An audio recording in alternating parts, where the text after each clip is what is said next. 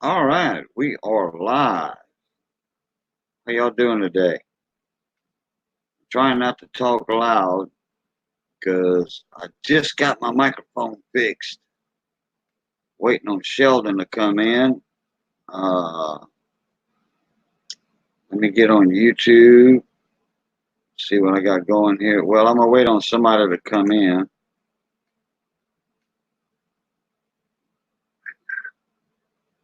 All right. Thank you very much, Sheldon. I can hear you. Now, how loud is my audio? I'm just talking normal, normal, kind of soft, low. Now, let me talk like I usually do, like this right here. Now, how's that, Sheldon? Is that too loud or what? Who dat? That's right, Phil Guy. Who dat? The Saints did win.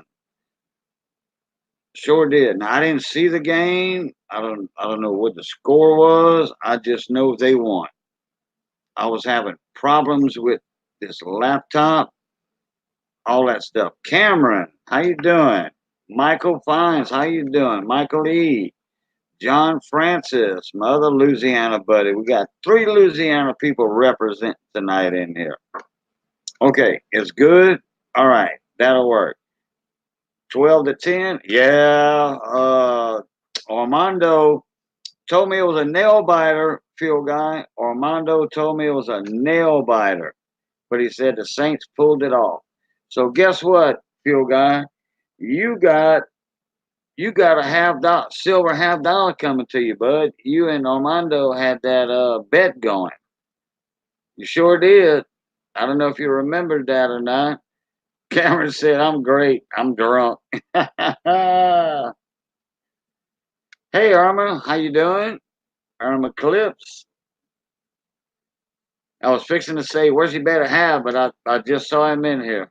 There's Michael. All right, man. I'm happy, happy, happy, happy. Hey, Vern. How you doing? Yeah, I was telling Sheldon that a while ago about you didn't put the decimal point in there.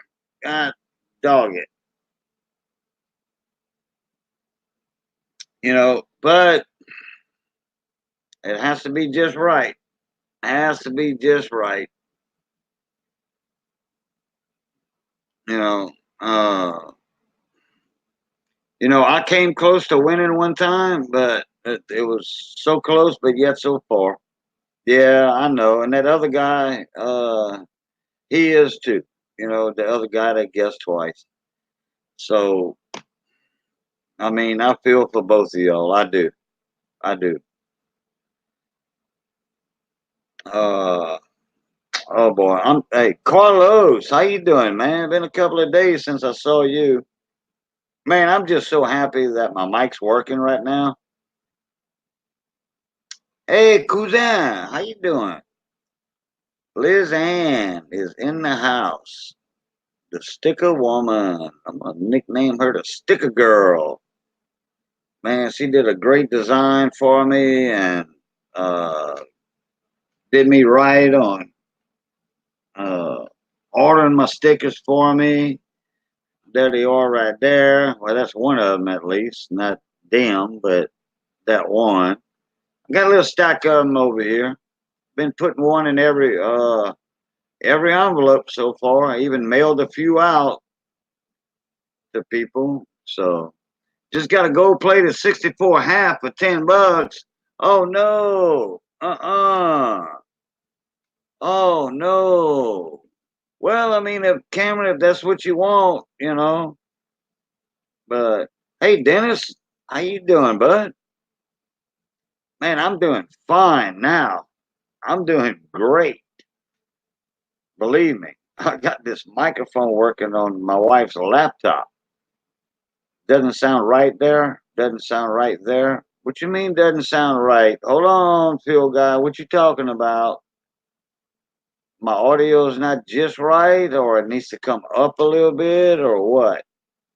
Y'all let me know. Oh, you can go play it in the corner for free if you know how. Oh yeah, but that takes certain chemicals and stuff. Okay, I see. Okay, my audio is not too loud then. Remember how loud I used to be?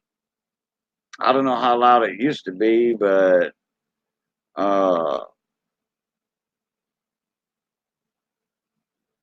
because I can't hear myself. Then I try to go live on YouTube itself without StreamYard, and it wasn't an audio issue, it was something else. I forget what it was. All right, John, thank you, mon ami. Thank you, thank you.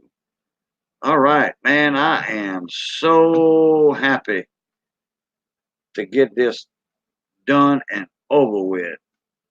Me and a friend of mine, Rich Cali 21, we were just banging our heads to see, but I tried something. I got him a sound manager, uh, and I forgot how I did it, but I did it. I mean, I can do it again though. 9 to 10, and now 6.5 to 10 sound level. So I used to be loud, and now I'm a little lower. Okay, that'll work. Hey, a 64 alone is a $7 coin, and if it's MS68, I bet I'm $8. Hold on a sec. Let me go back to that.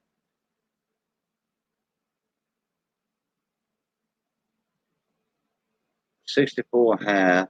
Yeah, but you see, if it's an MS 65, 60, it don't matter.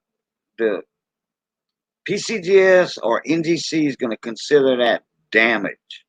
If you would send it in for grading, they're going to say details, damage. Yes, sir. They sure would. So please don't send it in to no grading company. None of them. No, they're not, Sheldon. Yeah, because it's plated. That means they damaged the coin. Sure enough. Yeah. Ed, Nikolai, how you doing, bud? Thank you very much. Dragon Ken, how you doing, mon ami? Man, I'm glad everybody can hear me good and not too loud. I'm glad everybody can hear me good and not too loud. Yeah, Cam. Yeah, just keep it as a keepsake. Your kids, grandkids, or whatever. So, yeah. I mean, hey, you didn't make a bad deal. You still got a silver coin. You know, you still got a silver half-dollar. I mean, that's uh, okay. You did not spend too much money. Put it that way. Okay. Let me open up a YouTube side here. That way I can see the chat. Get my other stuff. Okay. Boom. That's done. Let me get in live chat now. Let me get my settings, my quality done. All right.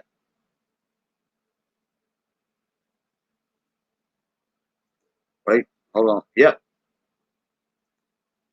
Yeah, I got that. I can do that. Good. We got 16 people watching, 9 likes. Okay, so I just hit the like button. Okay, boom. Let me see them likes climb, please. All right. Yeah, that's right, Dennis. Smash that like button. Yeah, you see they climbing up. 11. Got 1 dislike. Okay. Well, that's fine. Hey, thank you for your time coming in and hitting a dislike. That was when I get monetized, that's gonna be 2 cents right there. Hey Dallas, how you doing?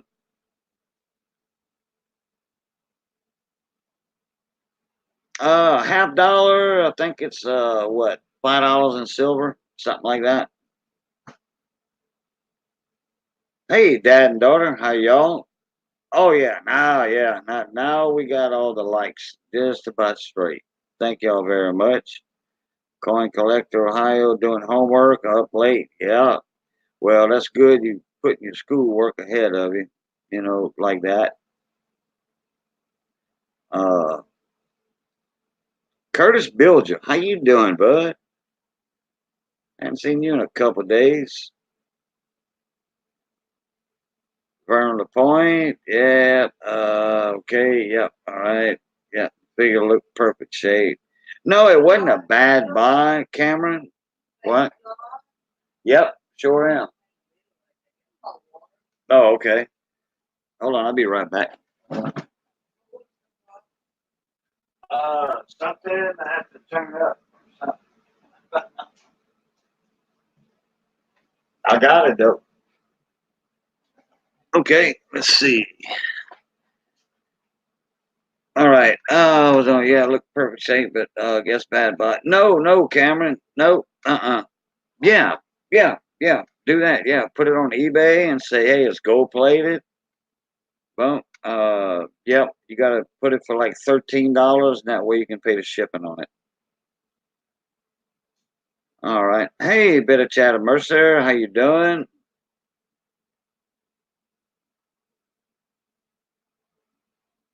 Young coin hunter. What you doing up this late, little buddy? Couldn't sleep. Let me get in my stream yours.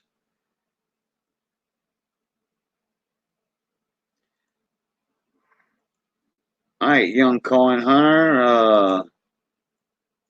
Jump up in here for a sec. I'm not gonna be on here that long. Me and Sheldon was on the phone earlier, and I said, "Well, let me try this." And boom, I killed the stream. Then I got started another one, and I'm like, "Oh, yeah, all right, it's working now." And I don't know how those buttons got set like that. Maybe when I plugged in that them earbuds, it just shut everything down on the audio side, on my mic side.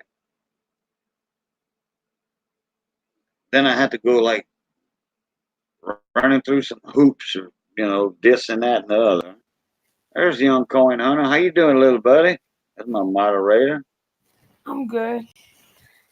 All right. Man, I'm glad y'all can hear me now. Yep. Oh, Curtis said been busy working, but hunting some quarters this afternoon with my daughter for her album. Awesome, Curtis. Yeah, get them youngins in there. Get them young ones. I had Boogie Landry up in here yesterday in the panel, and he was showing off coins and stuff like that, and uh, all that stuff. I mean, and I tell you what, uh, Boogie Landry, he's young. I don't know exactly how old he is, but he's got some stuff now. He does. He's got some stuff. Yeah.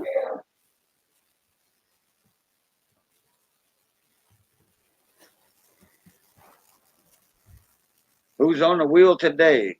Uh, well, my logbook's over there on the other side. It's not right by me because this was just a test. Yeah, testing 1, 2, 3. Testing 1, 2, 3. Midnight. How you doing, brother? Hey, man. Got to get up at 5, go to work. All right, John Francis. Thank you for stopping in, buddy.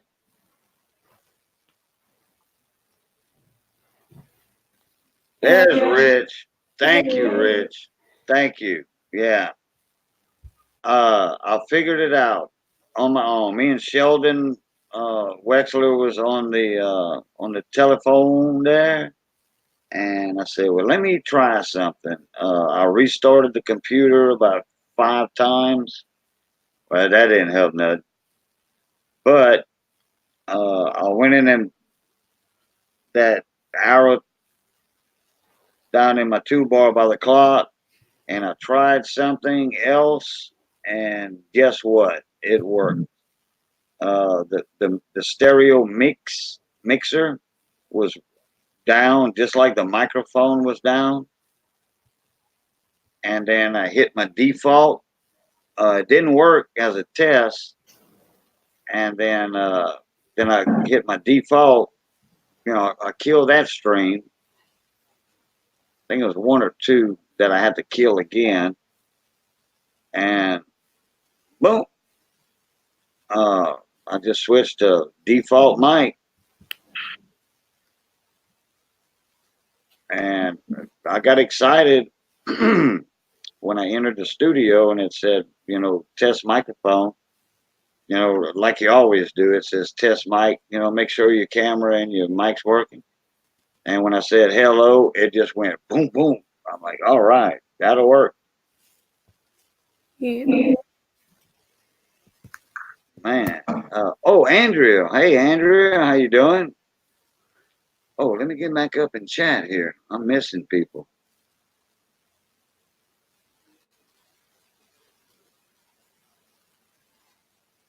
Okay, that was the only one I missed. I thought I missed Mike too, but Mike's probably right next to her. So hello, Mike. Mike Wolf here. Oh, I'm excited.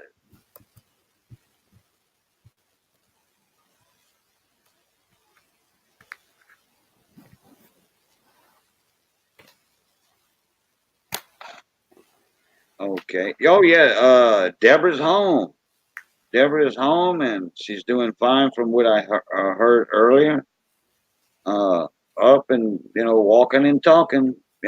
Like normal. You know. Thank God for that. Kind of angle that camera down a little bit. I think that's a little better right there. Hey, Quad. Quadzy, how you doing, bud?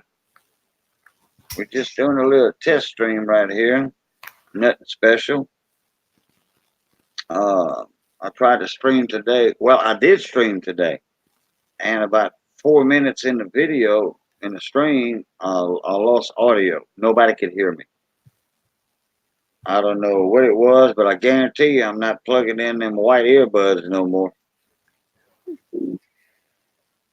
Nope, not no more. But if I do plug in earbuds and I lose audio, I know exactly what to do now. With the help of Rich. He did help a lot today.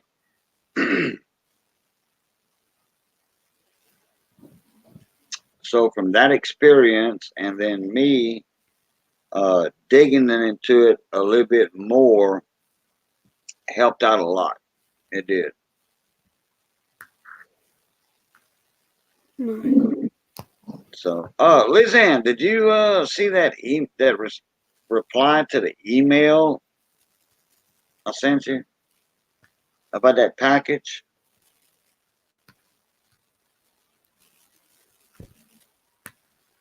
Let me get on my YouTube side so I can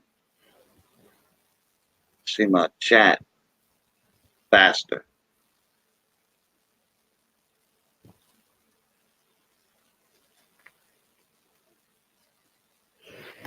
Yeah, I'm probably going to be up all night.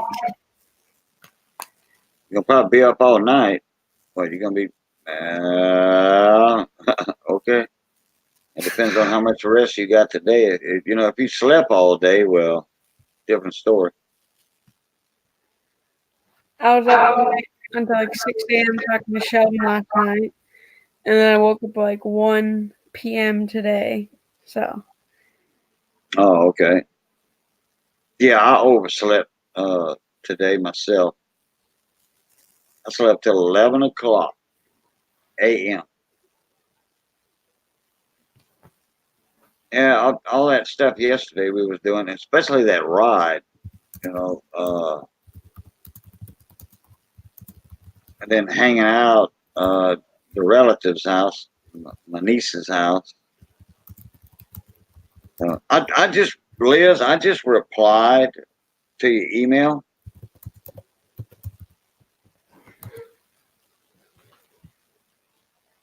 So it'll be in there.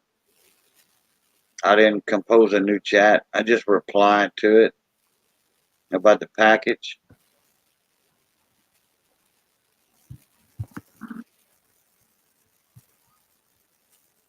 What, the email's not there? Take care of it. Have a good night. Huh.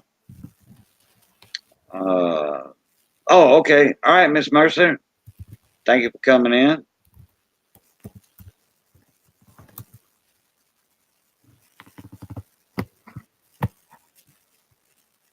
Email's not there. Okay. Well, I guess I'll just tell you in person. Yeah, I did send you a package.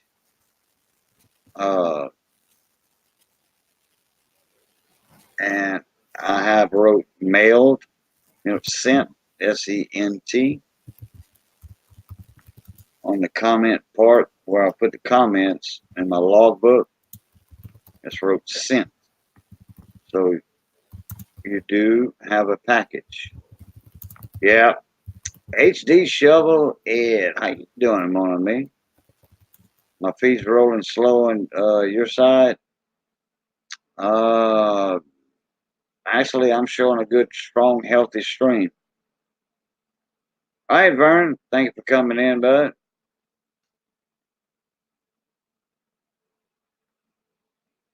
Oh, you want a 83 proof set that you're going to send to Matt 83. Gotcha.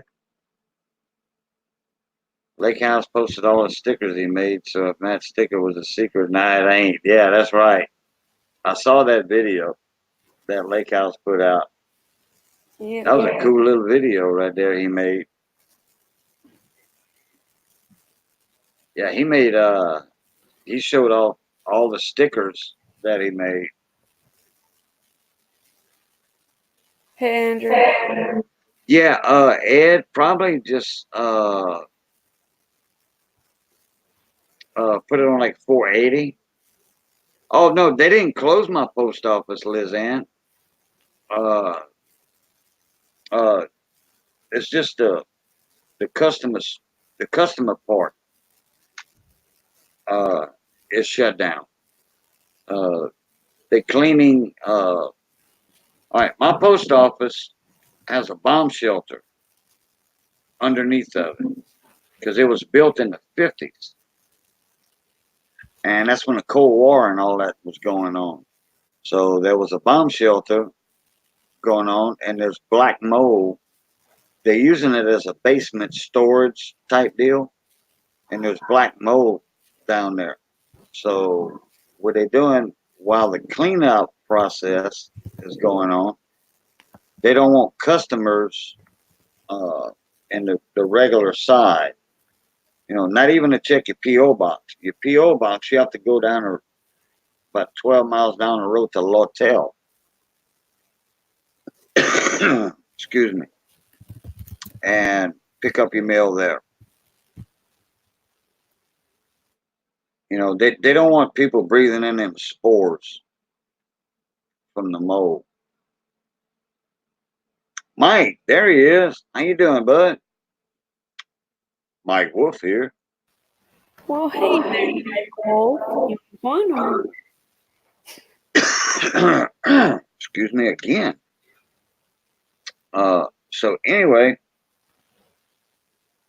yeah, and if Dave's sticker was a secret, now it ain't, laughing out loud. Yeah, Dave's not here, man.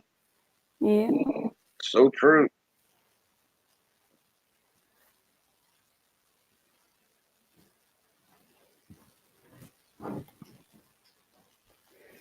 And then, beside that, I had lawnmower issues today. Imagine that. I'm a lawnmower technician. But what happened is, uh, it's a little 3.5 horse classic Briggs, and uh, there's something caught in. It's an air vane, the air vane governor. It's not a mechanical governor inside the engine itself. So there's some trash caught up inside the air shroud. So I have to take the air shroud off and clean that out, and then boom, because it was running perfect uh, when I fired it up and started cutting grass, and then Missy had was using it, and then I could hear it revving up. I could hear it in my good ear. And I'm like, oh, something's wrong. And then she went in the front yard and got in some thinner grass, and I could hear it wrapping up like around 4,500 RPMs. I said, that's not good. I went out there and I killed it. And then put the lawnmower back up, and I says, well, I'll work on it after a while. And then I had all these issues with my audio, so I'll just deal with that tomorrow. The grass is cut anyway, so it don't matter.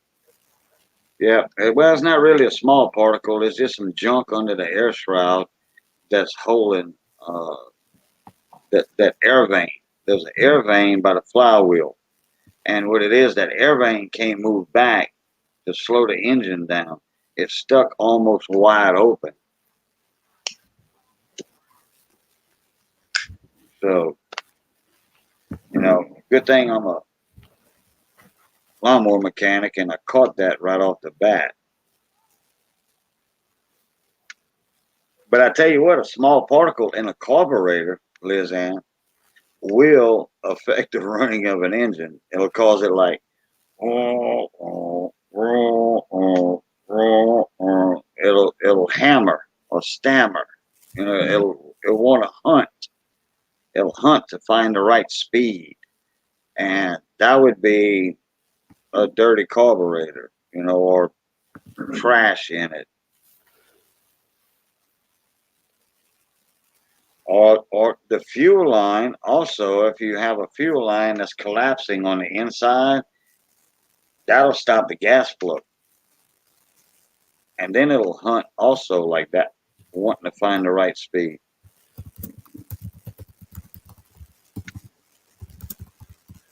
Plastic Chaser, how you doing, bud?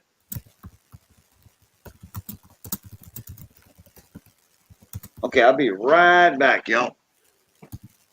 Entertain the chat there, young coin hunter.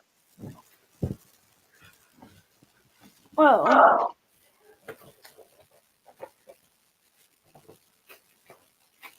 not much of an entertainer, but Rich, you have 25 original bankrupt rolls? Dang.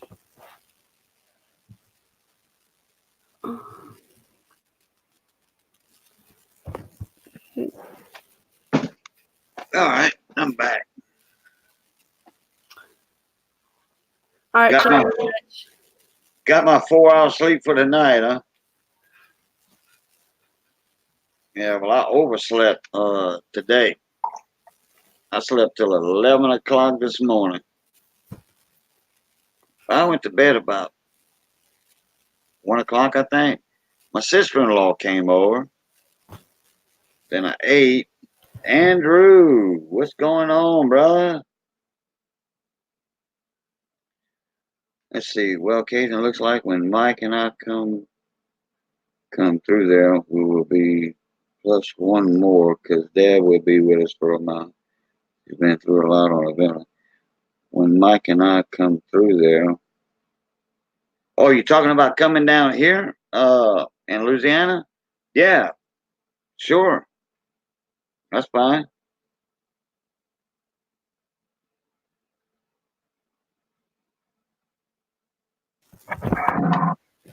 Young corner hunter said, "Get back."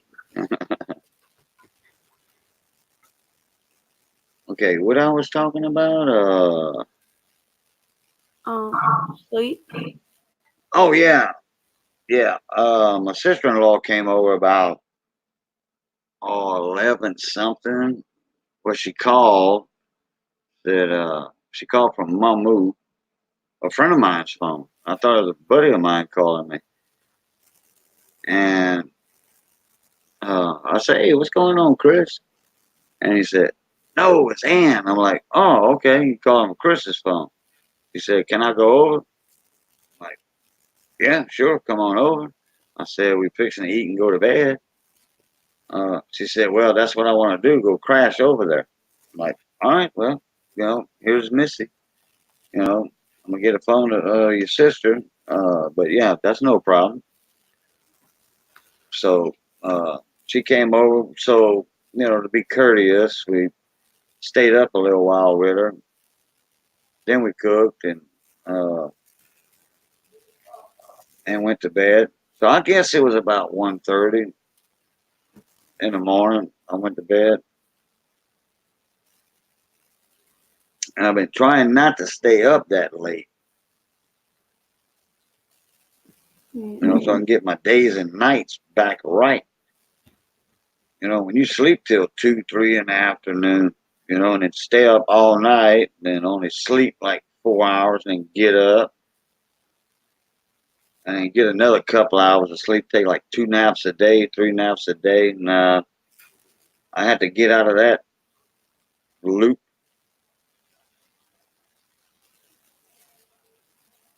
Oh, Yeah. Liz Ann, I think I got like two more people that are interested in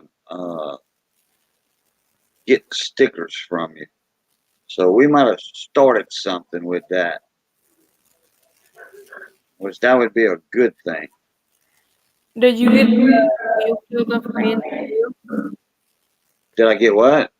Did you get Andrew's meal filled up yet? No, not yet. In fact, I thought it was going to get filled today, but I was having audio issues, so boom, I couldn't do my regular stream, and I was so caught up into trying to get that audio fixed on it because you know what, Phil had the same problem this morning. Nobody could hear him, but it was from the get go we couldn't hear him.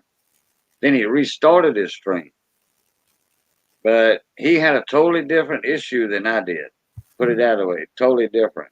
Well, I don't know. I don't know what happened on his end. I think it was his StreamYard because I think somebody else had that problem with StreamYard this morning. So, but he come back and yeah, boom, everybody could hear him. I'm gonna get out and then go back in and see if my mic gets better because it's echoing a bit. I don't hear any echo. HG said I've got feedback on my mic. Well, not No, anything. it's probably that you kind of like you have a little tinny or like you sound like you're in a can sometimes. That's all. Uh, well, now I don't. I hear you.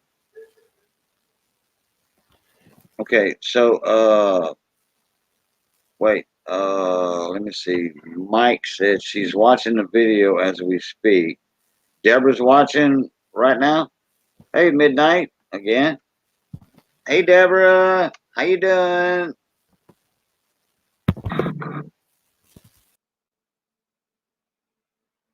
Oh, okay, he jumped out. Oh, Andrew, come on in, bud. I forgot about you, man.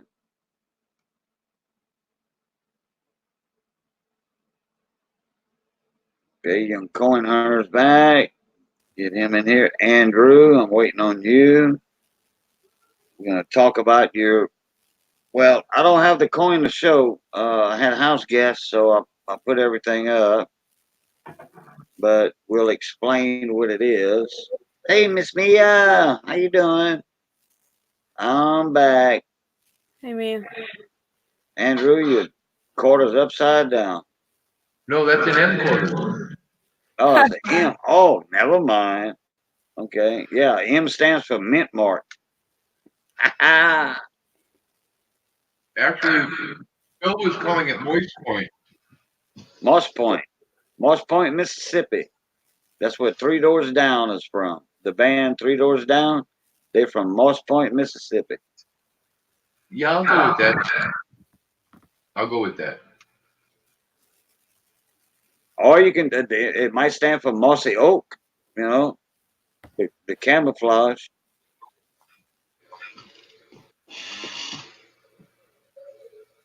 Money. I used to hang around with Arnold, Brad, and them over there in Mississippi before they got big time.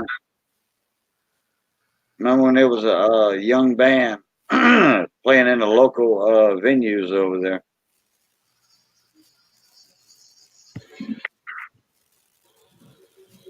I should go to chat.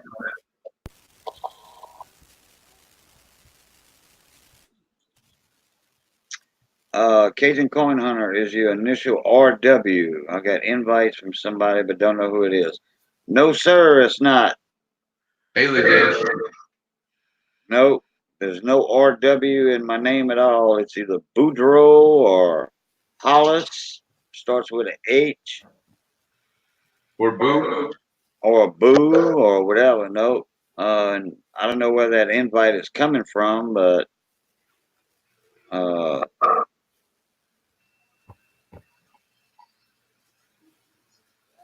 I'm no, not in. I don't know what invite it would be.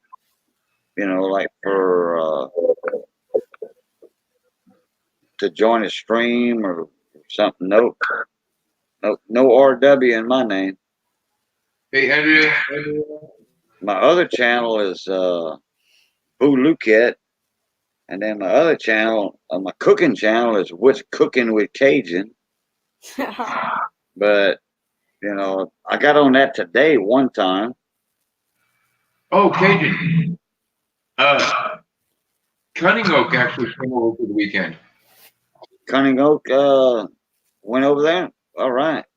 Yeah, he came back to the house to try to work on his car and stuff. But the funny part about that is this is a 19-year-old, 210-pound kid, a wrestler, and we got to BSing about wrestling, and I thought my 40-year-old skinny ass would take him.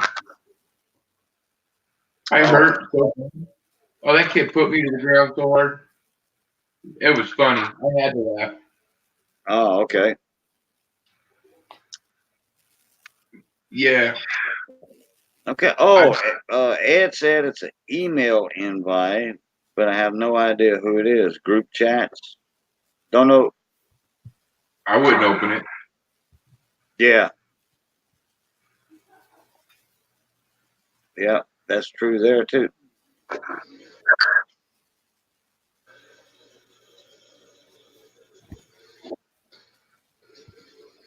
Hey, Plaster.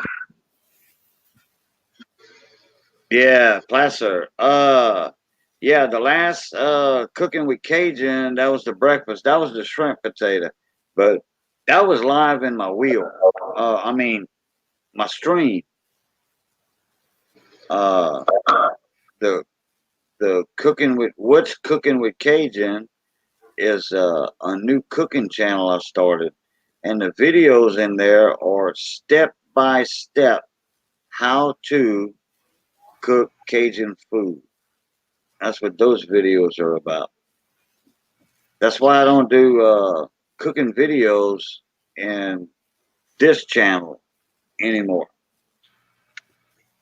You know, I didn't want to crowd the channel with cooking videos and stuff like that. I mean, I might throw one in there every now and then in here. Yeah, you know, Placer, he had made bacon, eggs, and fluffy scrambled eggs. Okay, what? Ed, what link? AOC Omega, how you doing? You talking about the link to my What's Cooking with Cajun channel? Yeah. Oh, well, let me get on YouTube and get it. I thought about channel for when I get. Oh, I'm not even drinking now again. I would get all drunk and I would start making creations in the middle of the night cooking. And some were either absolutely amazing or they were absolutely horrid. But the funny part was is I was drunk as hell, so I ate them no matter what, which I think would have made a good channel.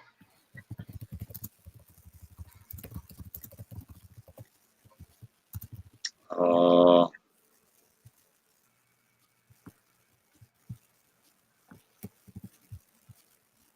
Young Coin Hunter got it. oh, you got it? Yep. I don't know why it won't pop up.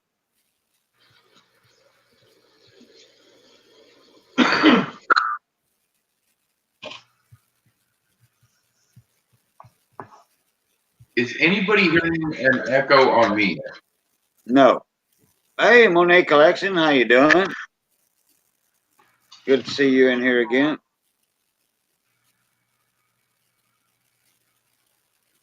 Omega said, Shadow started my very first silver coin stacking video ever. All right, cool deal. I gotta go check that out. I gotta check that out. In fact, I'm gonna open up a new tab on you. I'm gonna see if I'm still subscribed to you. Wow, YouTube took the sub away. Okay, well, guess what? Guess what? I got it back, Shadow. Yeah, Andrew can hear it. All right. All right, Shadow. I got you added again. I don't know why YouTube took it away because I was subbed to you. But they do that, especially if you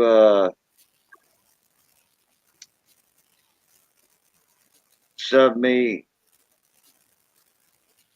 during that big giveaway we had.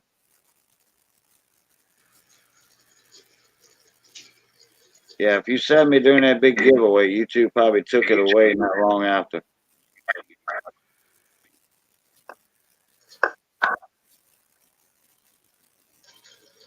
All right, let me get back in chat. Speaking of coffee, be right back. There you go. Yeah, I'm a coffee head myself. I drank too much coffee. I should probably start drinking coffee instead of soda. Coffee's probably better for you than certain sodas. I actually broke it back down to I'm drinking a basic cola anymore, a generic cola. Oh yeah, like Shasta Coke, Shasta or something like that. Actually, I think that's exactly it. Yes. Yeah, that's a good one there. I love Shasta Cokes. Yeah, I buy the 2.5 liter bottles.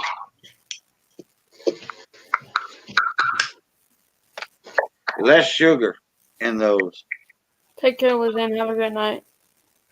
All right, thank you, Liz, for coming in. Thank you, thank you. I'm doing fine, Monet. How are y'all over there?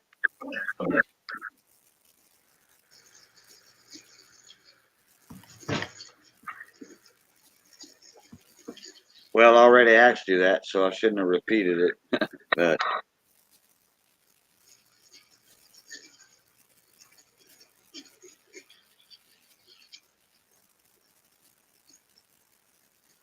okay, Miss Andrea. Oh, Phil's live? Oh, I didn't know. I was on the phone and I just opened up StreamYard. I didn't even get on YouTube. Quadzi. I think we got 5 left, my brother. 5 left for Andrew's wheel. $12 a spot.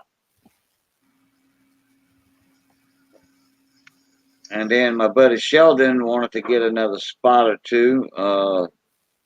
You mean So that'll how many spots left? We got 5 left. Let me get my logbook. Let me go get my logbook. I'll be right back. Which one are we talking about? Your wheel, Andrew. Ooh, goody. I think last time we talked we were at 6, but that was earlier today. Okay, yeah, it's either 5 or 6. That's why I say let me go get my logbook. I'll be right back. And honestly, folks, especially with this one, there is a second MS67 that's going to be on the wheel. So if you're after that one and you're not wanting to go over or get past it, you can end up on the second one as well if you're wanting to. And then there's 4 MS66s. There's the MS63 1922 dollar. My absolute favorite out of the whole bunch, the 2019 P Lowell earring error that I actually got in a trade from Young Coin Hunter. There's a couple other little things in there.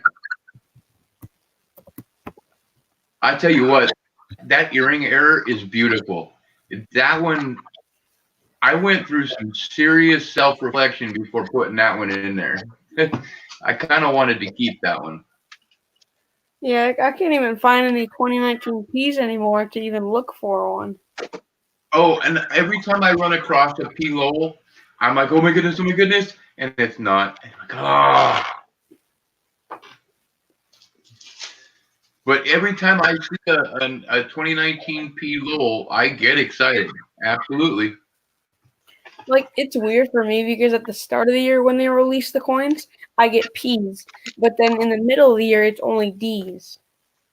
That is weird because I don't get the P until later in the year and possibly next year.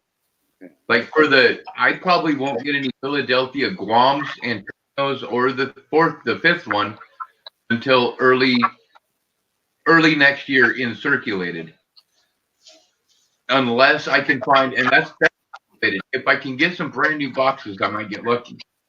Yep. But I haven't been getting those brand new ones either. It's been killing me.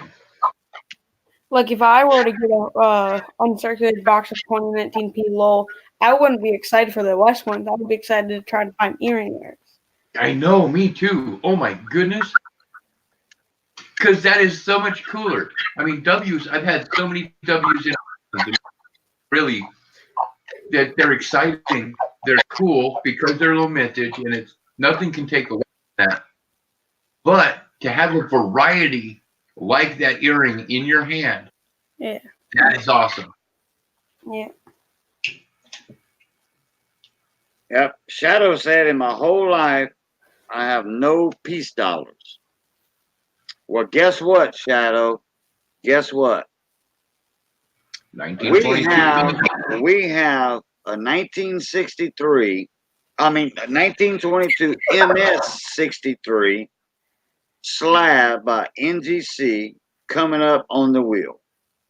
Yeah. Yes, sir. Yeah. And she's a pretty one too.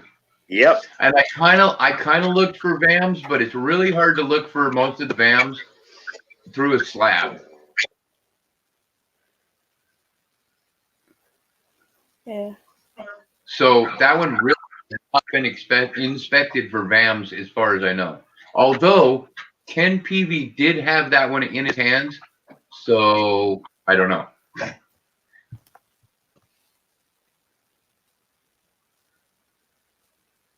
Okay. I think we got six spots left on the wheel. On your wheel, Andrew. Cool. Let's see, we got okay, Quadsy's on there. Okay, Quadsy is on there. Brian's World is on there. Mel's Coin Corner, Twisted Oil Racing, Mac 83. Wait a minute. Okay, I'm not saying all of these yet because there's a surprise in here. There's Placer. How you doing, Placer? All right, bud. Okay. Whoa. What are we looking at? Okay, and then okay, there's three. Okay, there's 1, 2, 3, 4, 5, 6, 7, 8, 9 spots bought already. That leaves 6. That leaves 6. That's right, Dragon. That's right, Dragon. Surprises are fun. I don't want to let the cat out the bag on these 4 that I didn't mention. Mike, I seriously never sent you one.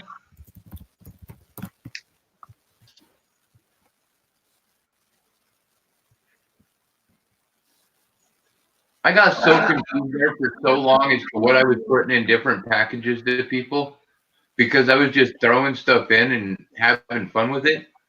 But so there's people that I thought that I sent W's that I didn't, but then there's others that got them that I don't remember them. Hey, Michael Mullins, how you doing? Hey, Mullins. In fact, I'm gonna go ahead and repeat this what I did in my last stream, day before yesterday. or yesterday or what have you. When it was a successful wheel stream, not the one I did. Let's see, which yeah, you see, we're in a new day. So anyhow, I have two names that Sheldon Wexler bought and paid for that I have to pick. Nice. My choose, okay, my choose on two names. So Sheldon. yeah, Sheldon's awesome. Matt 83 is awesome. Sheldon's awesome. But I have two names to pick, and I'm paying attention to people in chat that come on in the regular live streams for my silver wheel. Okay. Poco's name.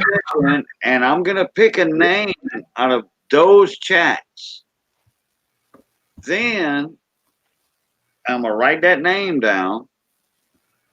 Then in Andrew's wheel, when we go live with Andrew's wheel for the West Point wheel, I'm gonna pick a name out of that chat for the second name.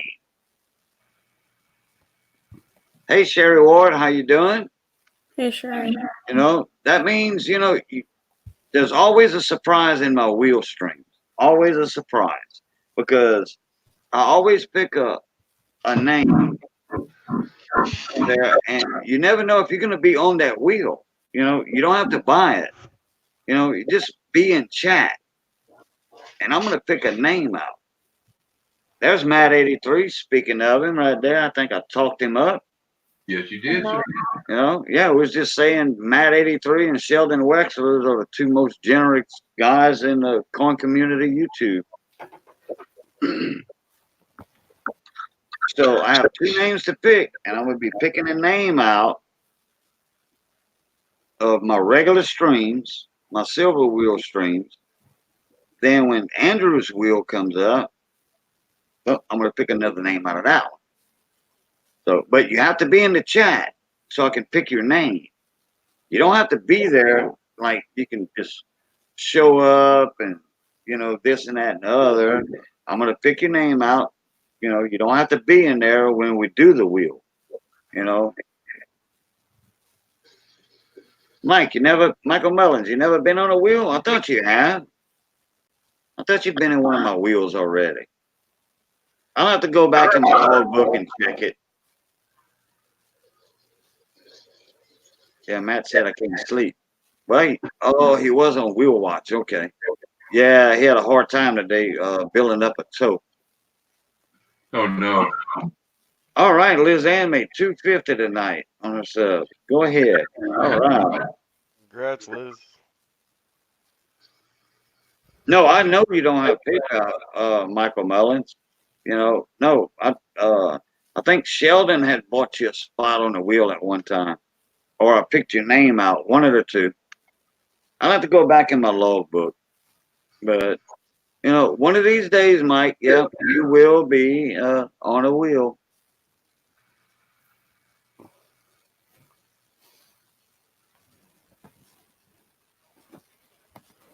Yeah, everybody, look, hey, if y'all don't know anybody in here, y'all hit them up. Adam, subscribe to him, and whoever gets, look, if somebody subscribes to you, please hit them back. Pretty much I know everybody in here.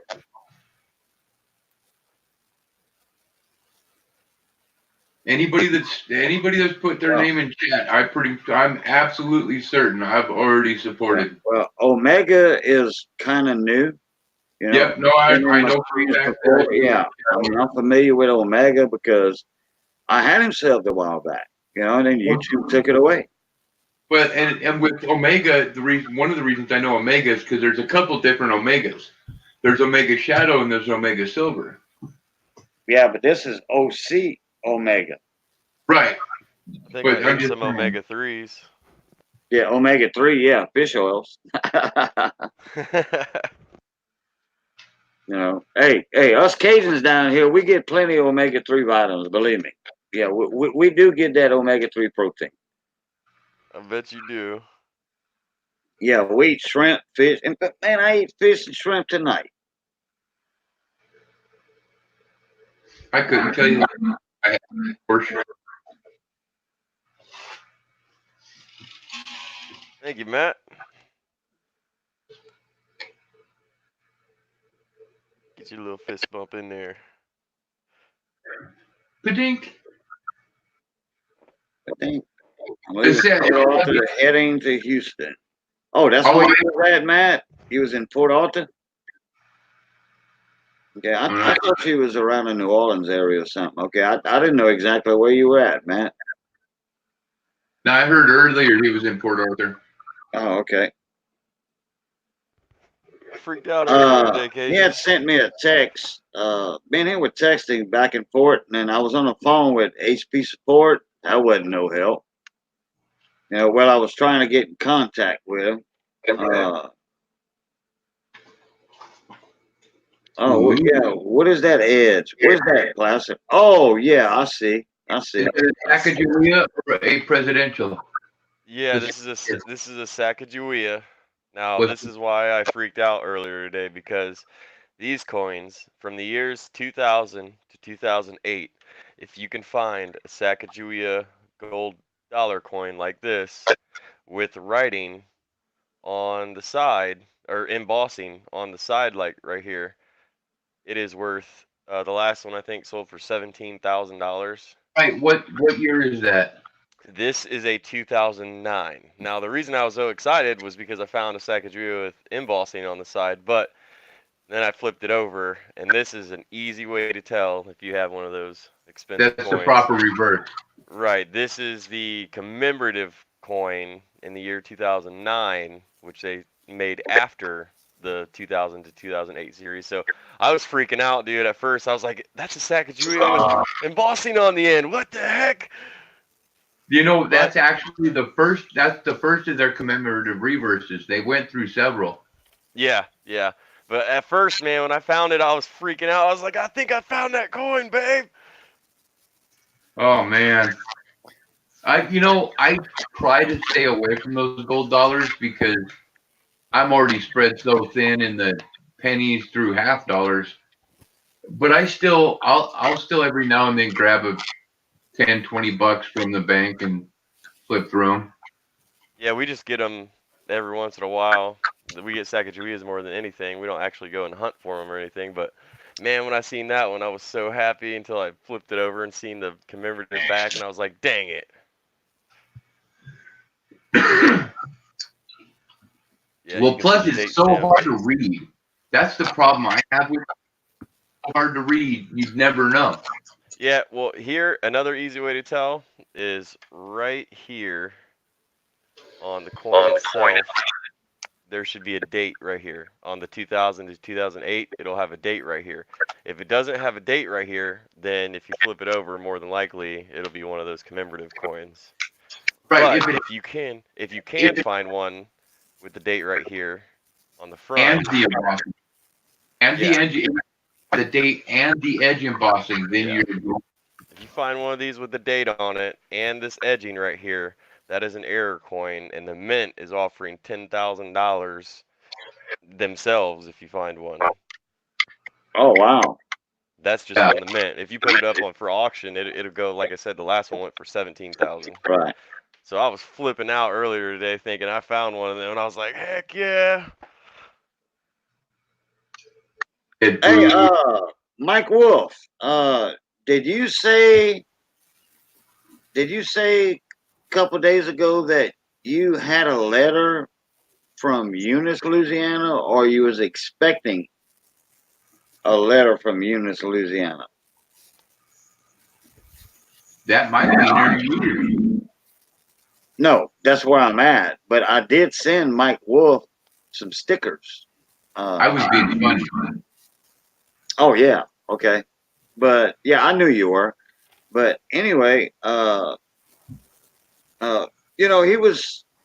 had typed that in chat, but they were at the hospital with Deborah. Oh, okay. So you didn't open it yet, Mike? Oh, he did open it. It had stickers in it. Okay. I got you. Well, I'm glad you got them in one piece.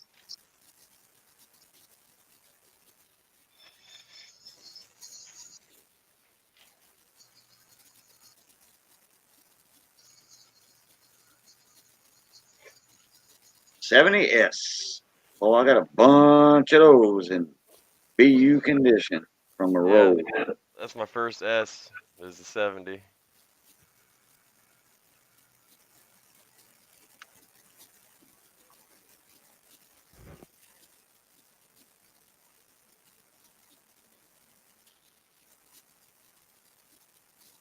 Ain't that a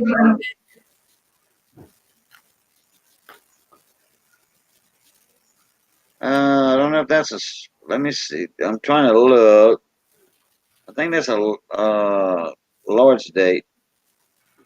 yeah. Yeah, because the 7 doesn't line up with the top of the O and the 9. Yeah, she droops just a little bit. That's a large date. Yeah, I look at so many of those damn things. I can't remember who the guy in the letter is. Still searching. There you go. You know what the easiest way to tell is to take your screen and while you're looking at it right there on the scope, slap the 9 and a 0 to the very top edge of your window that your scope is in. And if that 7 drops down below that edge of that line, she's a large date. Oh Guaranteed. yeah. And All it's right. a really quick and easy. You just use the top edge of your mic window or your All right. mic window to All do right. it. All right, Matt. Take it easy, bud. Love, peace, and crackling grease, baby.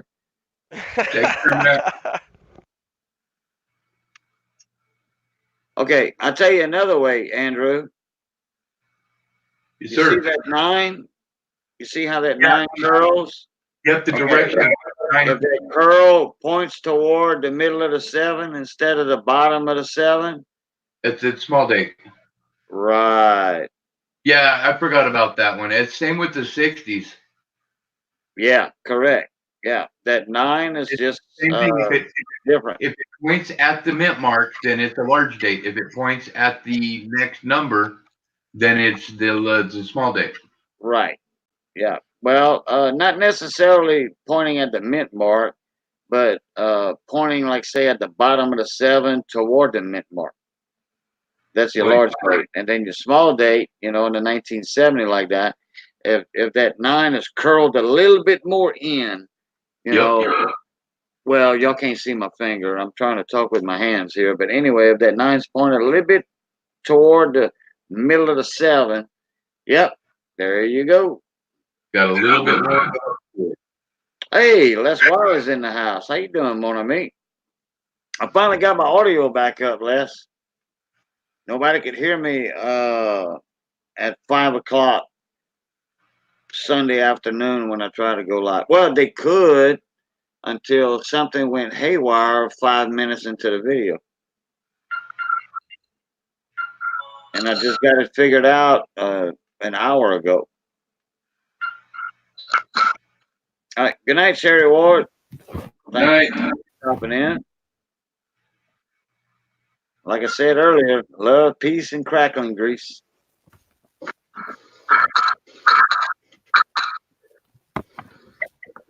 Feedback. Omega said he's got two 1979 silver dollars. Trying to think of what those are.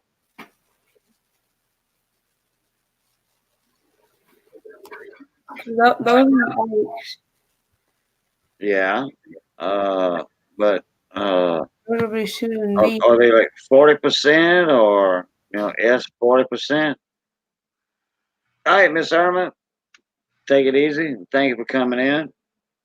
Yeah, I've been running. It's not past my bedtime. I can stay up a little while longer, no problem.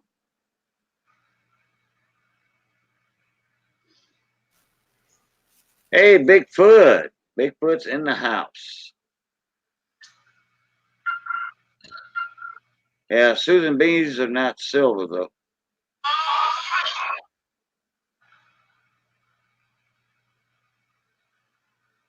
Whoops, sorry about that.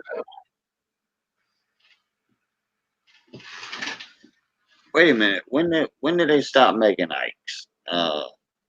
78. Yeah. Okay. I'm sure 79 it to 81 were the Susan B. Anthony's.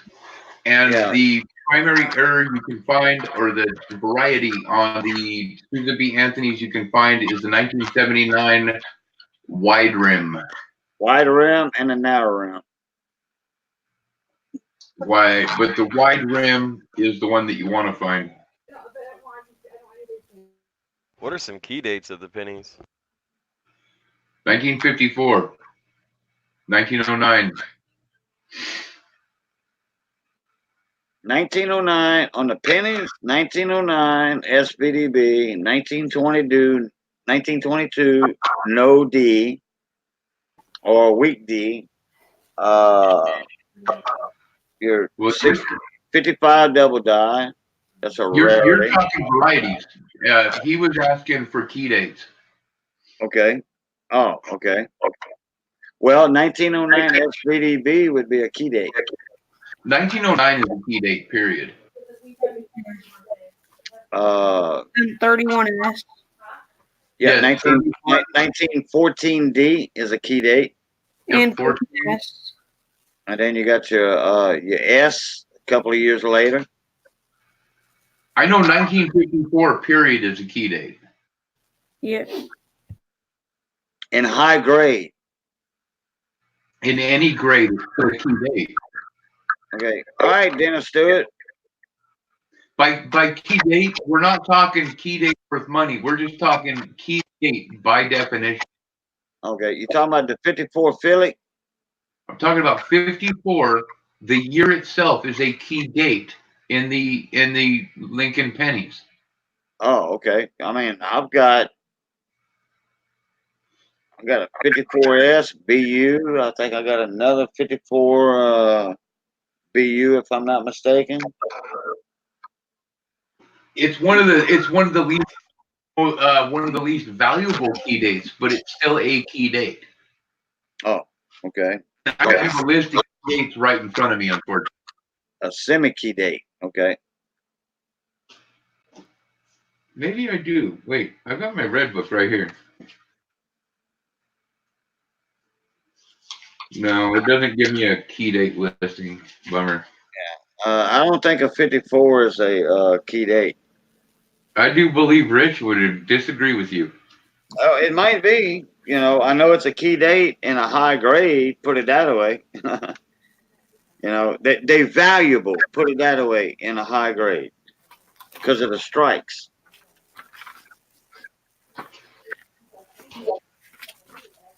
When it comes to the Lincoln cents, I refer to Rich Calley all day long because he is the source. Yeah. Oh, yeah. Yeah. Let me look something up here. If I was on my other computer, I could tell you very fast. I know he's real protective of his 1954s because of the key date. Yeah, I heard him talking about it being key day one time. Okay. Yeah, big time. Because that's one of his money makers. Because not a lot of people know about it. Yeah. They just throw them in their wheat bags or whatever, and then that's about it. Okay, 54. Okay, yeah, okay. Like I said earlier, a 54 Philly is 72 million. Okay, a 54S is 96 million. A 54 Denver is 252 million. So yeah, Is that the 54 Philly, like I was saying, really is quick? a semi-key date.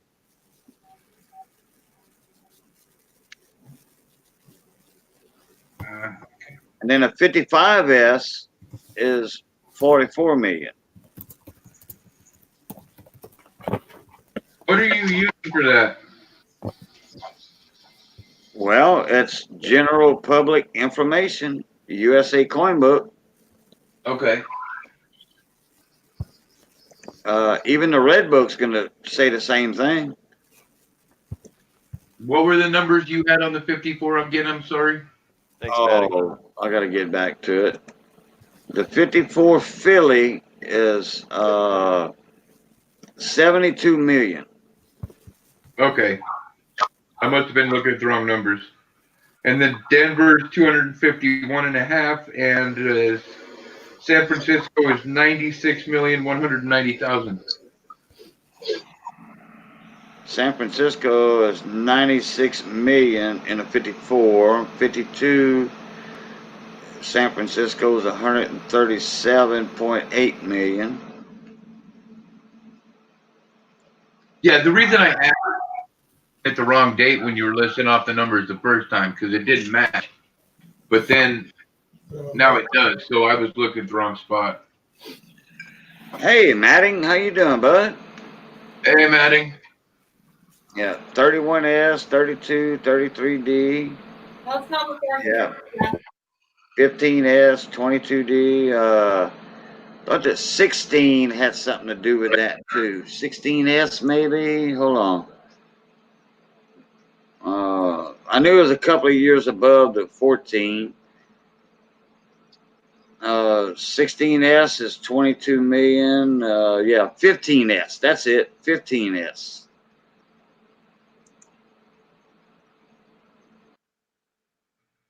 Yeah, 15S.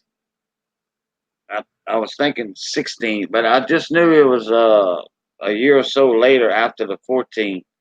14. Now, if that right there had a weenie on the back of it, that's a money coin. Yeah, a lottery ticket coin. Hey, Super Silverman. Hey, Super, how you doing, bud?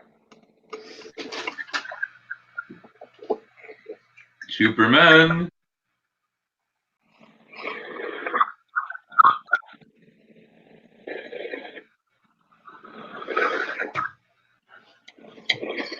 Actually, is Rich still in here?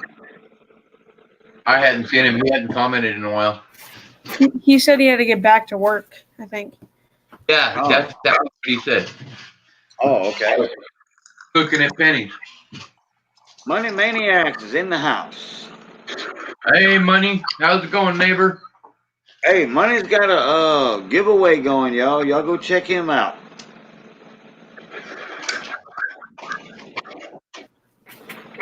I don't know if I'm in it yet or not. Yeah, y'all go. Hey, y'all click them three dots on the right of Money Maniac's name. Go to his channel. If y'all not sub to him, please sub to him. Support him. And then he's got a giveaway going on also. So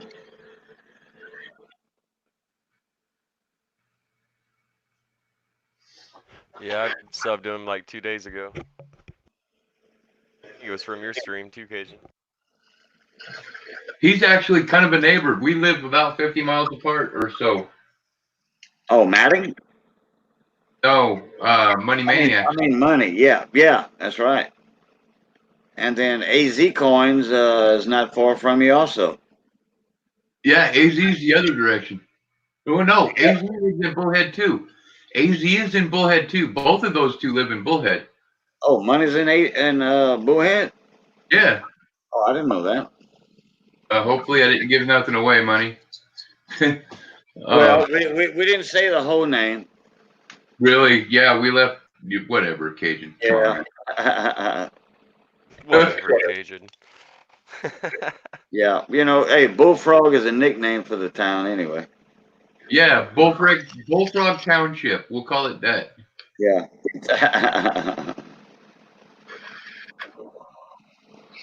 Yeah, I've been to Bullhead once or twice. Laughlin had a pretty good fire like last month or the month before. Out on the west side of Laughlin was pretty interesting. Burnt up a bunch of. I don't think it got any structures, but it got a lot of the landscape. Oh, hey, Les. Les Wiley, do you have a 1878 Morgan dollar, Not young corner. San Francisco, VAM 108? Because I got one about 3 or 4 days ago. And it was a good one. Yeah, it was. Well, yeah, it looked good, but there was that one little bitty pickup point that's missing. But it's I probably know, but your die stage. yeah, but that one little die scratch. I mean, come on, man. Now, did Yeah. that turn out to be an RPM or what? That's an RPM. That's what I thought.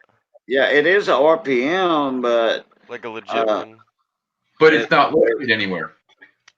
Of course not. It's the only one. It's rare. no, it just don't have that die scratch by the chicken leg there. Hey, and money. I know we're actually technically closer to about 55 miles from each other because I live 20 miles on the other side of, well, on the other side of Kingman. Oh yeah, super. Yeah, there's room on the panel for you, bro. I'm not gonna be up that late, but You say that all the time. Yeah, you say that every day. well, Full butter. not all the time. I was not waiting for you. lately. Not lately. Anyway, put it that way.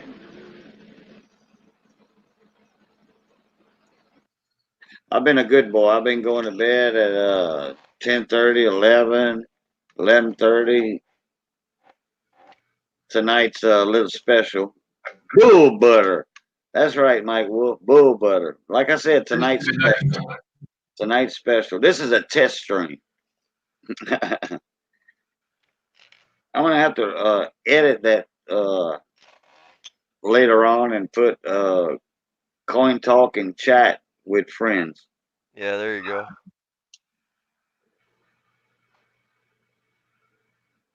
And that's all it was a test at first, and then my audio was up. I'm like, all right, cool deal, Lucille. Yep, keep it going. Yo. There's Super. What's up there, Superman? Oh my goodness. Look, it's MD.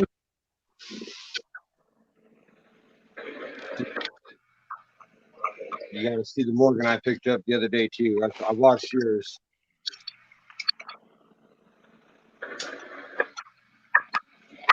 Yeah, we got this one. I still hadn't confirmed it, but I mean, well, a bunch of people say it is a RPM. It matches the VAM 108. And I looked at the pictures and I compared them.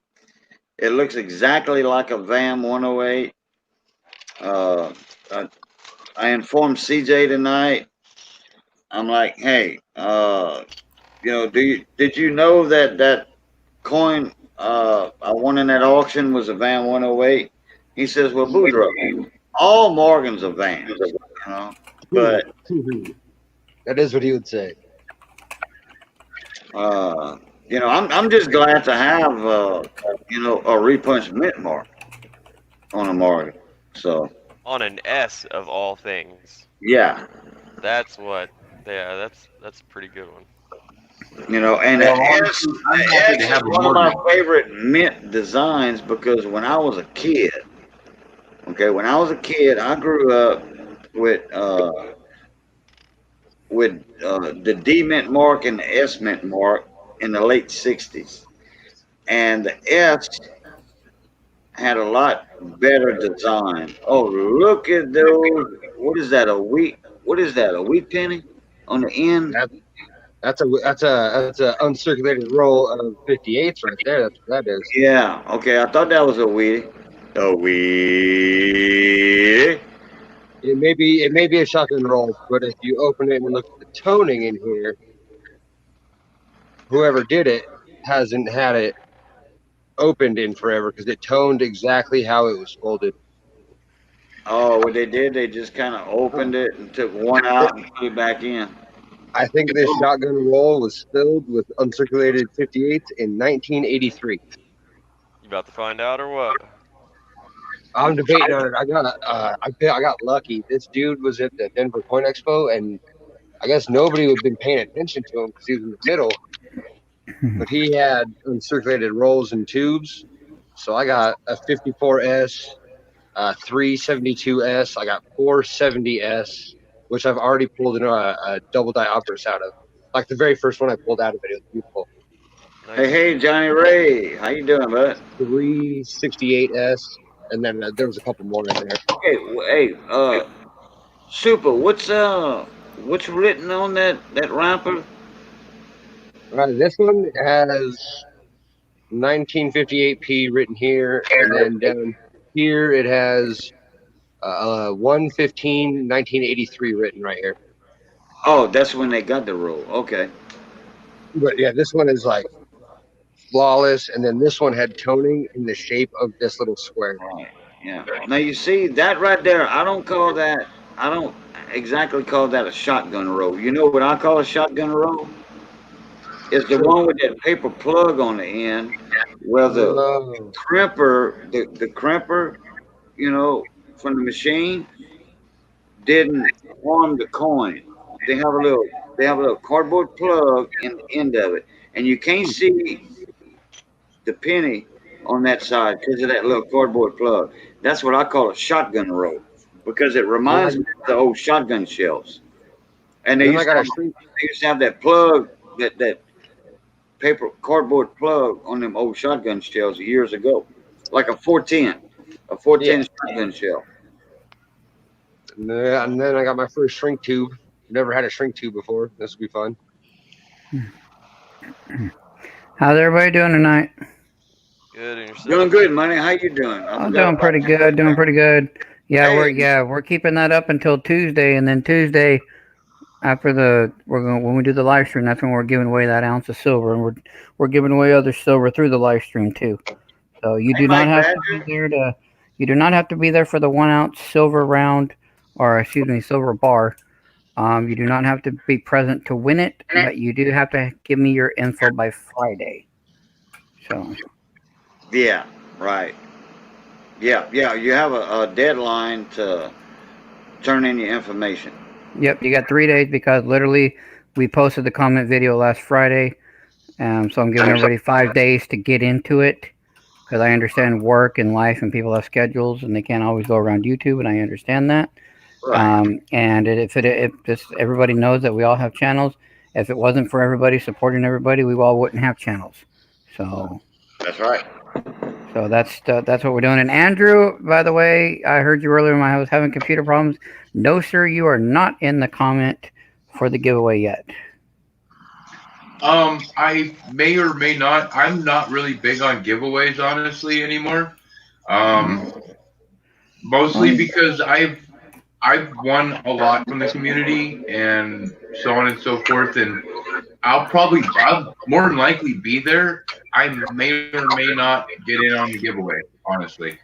Okay, that's fine. I mean, it's your choice. It's it's a 1 ounce silver bar, but it's everybody's prerogative. They can or they cannot. It's up to them. I just keep making sure that everybody understands that we're given ample time because that's our way of saying that we appreciate everybody. So. Right Oh on. man, and I appreciate the giveaway too. And I hear you on that. I just seriously I don't enter a lot of giveaways anymore just because I've been really kind of inactive for a while, so it kind of makes me feel bad. Honestly. Right. Yeah. I enter a lot of giveaways, not just because I want free stuff. It's not it. It's because I am literally on here all day long. I will jump from people's streams, or I'll throw 3 streams running at the same time, and be chatting in all 3 of them or something going on. I'm the same When way, bud. and I'll do that, or I watch a lot of people's videos. I don't comment as much as I should. I know I need to work on. So at least you guys know that I'm one of the ones that saw it. But I do watch. I mean, I'm on here learning a lot. Like with the what to stack, what not to stack with your silver, what certain key dates to look for, what RPMs to look for. Because I'm still learning on the RPMs and the different, set type ones, type twos, and all that stuff, and things of that nature. So We all start somewhere. yeah, I mean, I think what I've only been in the collecting business and silver stacking for about a year and a half now. So it's not. I'm not. I still consider myself a newbie Yeah, you got into it. more on than I do, bud. You usually go out and prospect for gold. I just now got into coins and found this whole community, and I was like, "What's up?" Right. I know it's a lot of people from my work and Kiki school will be there on the live stream. It's like a lot of new names no one will know, because they're like, we don't really know much about it. We don't want to really hop on a bunch of people's streams because we feel like outcasts. I said I felt like outcasts when I first did it, but that's you have to do it. So you It's the guys only way might you start learn. seeing you guys might start seeing a lot of new names around because I'm literally getting a bunch of people on it and into it and family and stuff. And Right? so no, they're not and trolling you. I promise.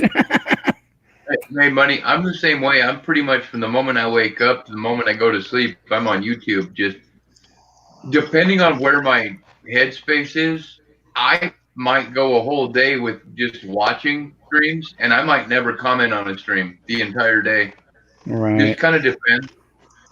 But I'm always Right. there. I'm always watching. Uh, You sound like the mm, KGB. well, Mister Cajun, I'm going to jump off of here because Melissa just went live, and I already told Melissa that if she goes live tonight, I will be there. Oh, okay.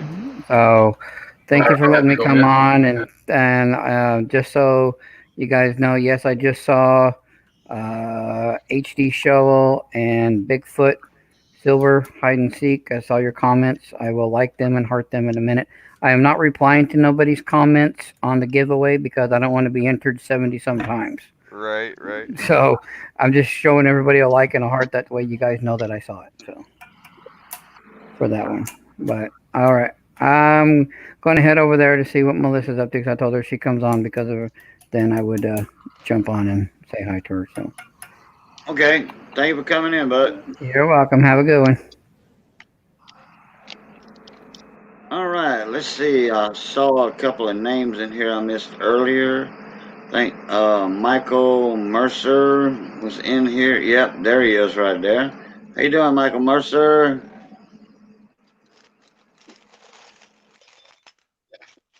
Uh, let's see. I need to get back on my StreamYard side.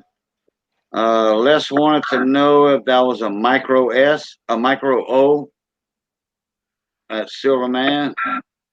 I don't think it is. I threw it up on the screen so that way he could get a really good look, but I don't think it was. Let me see here. Mike Badger. Hey, how you doing, Mon Ami? I didn't have a chance to say hi earlier. Yeah. I haven't been live on my phone for a while, quite a while. My son bought my wife a laptop for our anniversary present, That was and that nice. was on the right before the 15th. So yeah, about 2 weeks now. No, actually a little longer. About 3 weeks I've been on the laptop over here with a webcam, separate webcam. But today at 5 o'clock when I went live, well, yesterday, now that we had 2 in the morning almost, I uh, uh I lost audio 5 minutes into the video. Nobody could hear me, and I finally got it straight. What happened with that anyway? What was the problem? I plugged in my wife's earphones. Yeah. I'm working And on she them. was on the computer before I went live, uh, listening to Cajun music and swamp pop music on YouTube videos.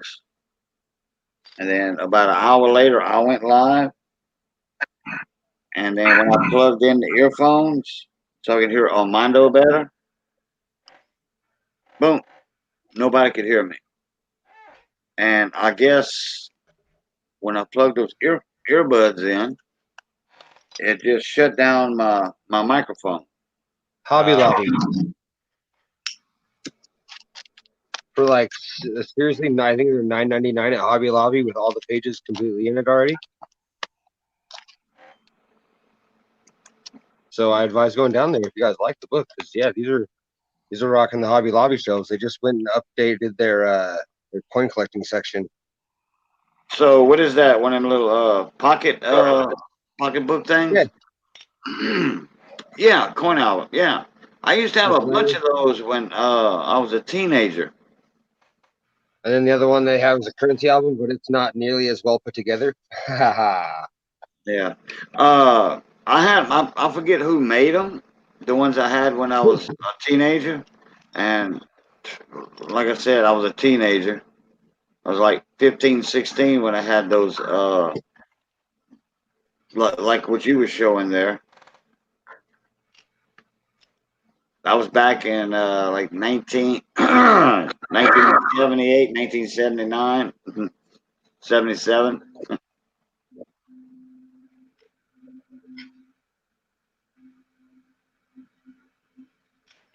they had a bag labeled uncirculated, and it was 10 cents a weedy.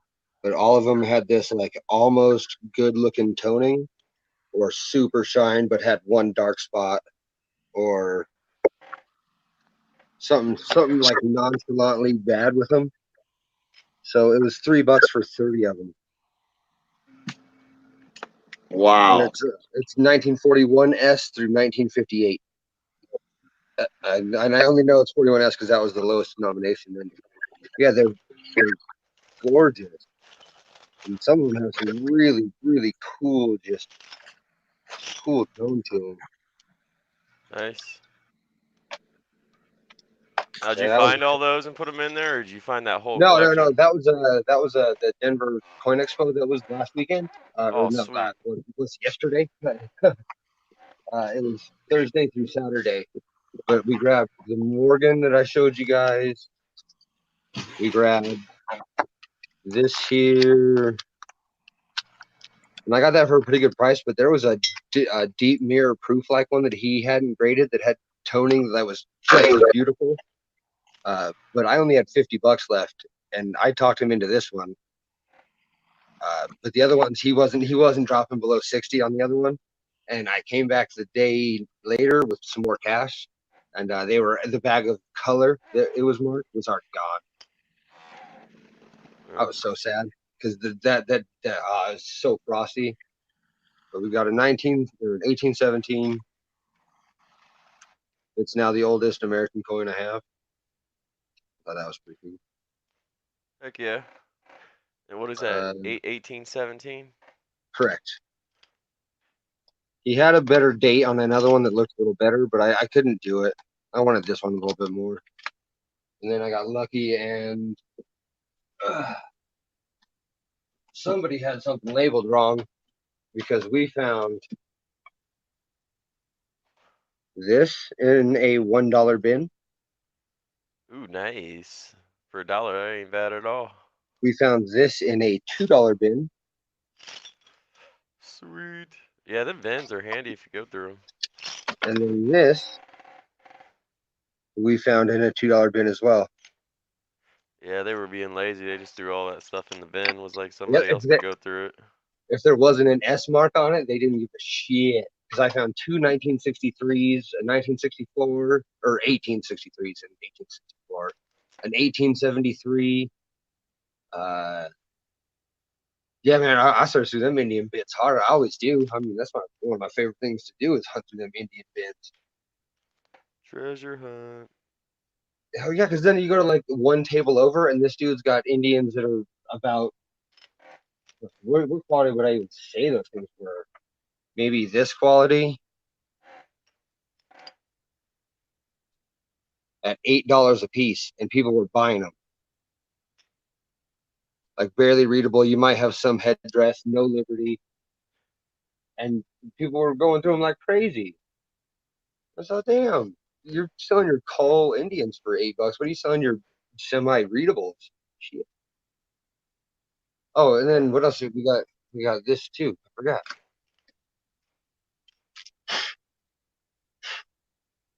Got that one. I've yet to find an Indian head.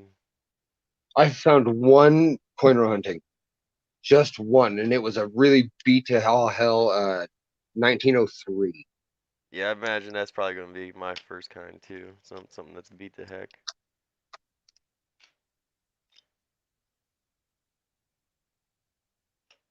No cameos, but it was a decent condition 58. No spotting at least. That's what is that? An NIFC? Oh no, this is a 58 proof set. Ah, So yeah, I guess not NIFC, the originals. right. But he had a 158 left, and he had two 59s.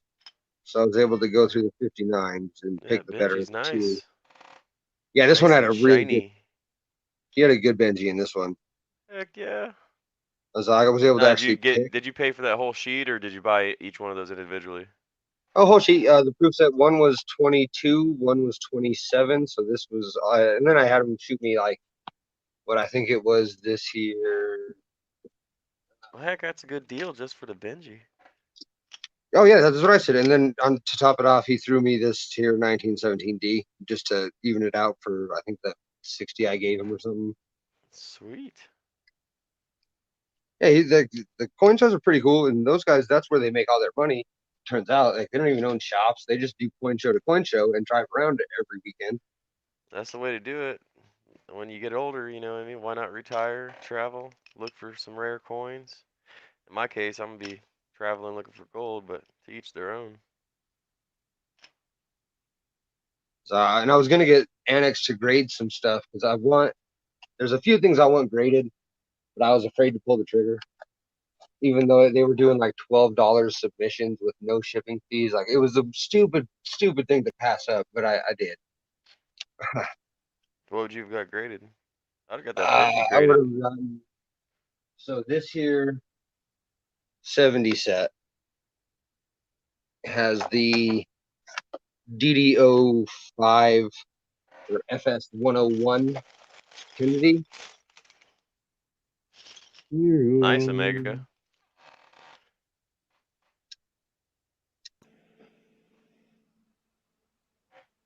Omega said they got 1260.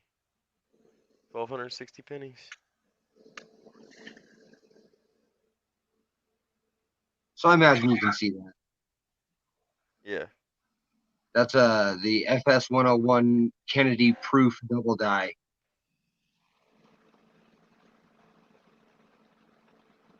And it's a strong double die. Now, what makes it a double die? Scooch. So you see that S right there? See where I'm focusing? Oh, okay, I see. Line straight through it. And same with the top. And you see in the T here how it looks like there's a little in the center. That shouldn't exist. The tip of this U, each top has a little, those shouldn't exist. This little line in the R in the center of it. Let me go over. We'll actually go up here to the E. And you'll see how the E. Yeah, you're looking for the splits on the serif. Yep, the splits of the ends, the serifs, is what makes the double die. And what technically made it was the die that was made that struck the coins in this series was actually when the die was made itself, it was struck twice.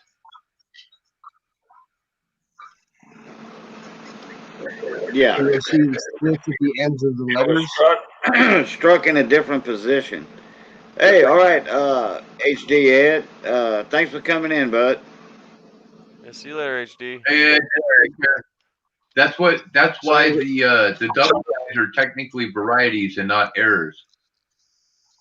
Because every coin struck with that die will look exactly like one another. Right. Which makes it a variety and not an anomaly. Yeah. Struck with that die. Correct.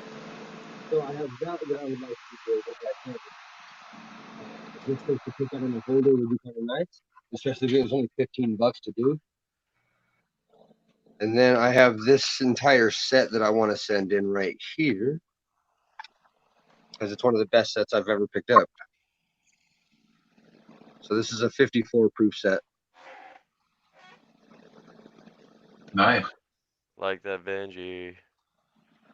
Oh, bro, and they just get better. Like that quarter is flawless. This dime is just, and then this nickel here.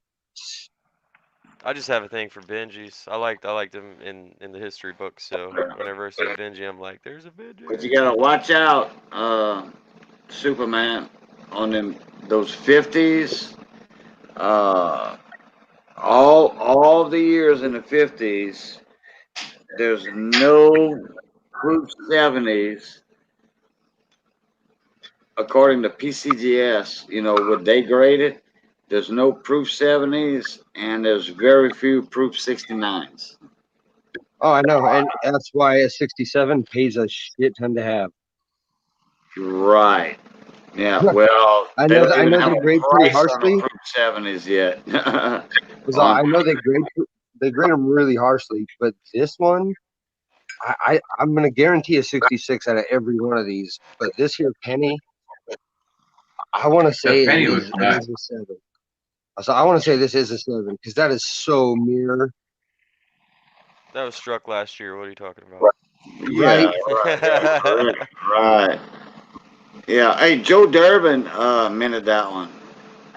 It would have been Dan. By the way, Joe Durbin minted that penny. It would have been Dan Carr. It would have been Dan Carr. I would show that one to Rich. Okay, I will. That one I will gladly show to Rich.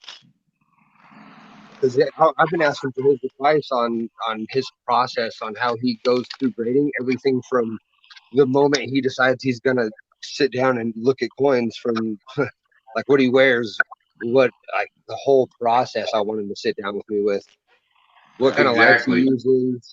But you know that strike has a lot to do with it. Rich showed a MS penny, and we were guessing the grade on it. Okay, and I went one grade above. I mean, I was close. I was in the zone, but I was one grade too much because I didn't look at the strike. The fields were perfect. No Most people don't contact look at that. marks. I mean, no nothing. All right, I did an MS 67. I guess the grade as a 67 on that one coin, that penny. But it turned out to be okay. Now it was in a slab, PCGS slab, and it turned out to be a 66 grade. And I just wasn't looking at the strike. That's all. Hey everybody, I'm out. I need to get some rest, I think.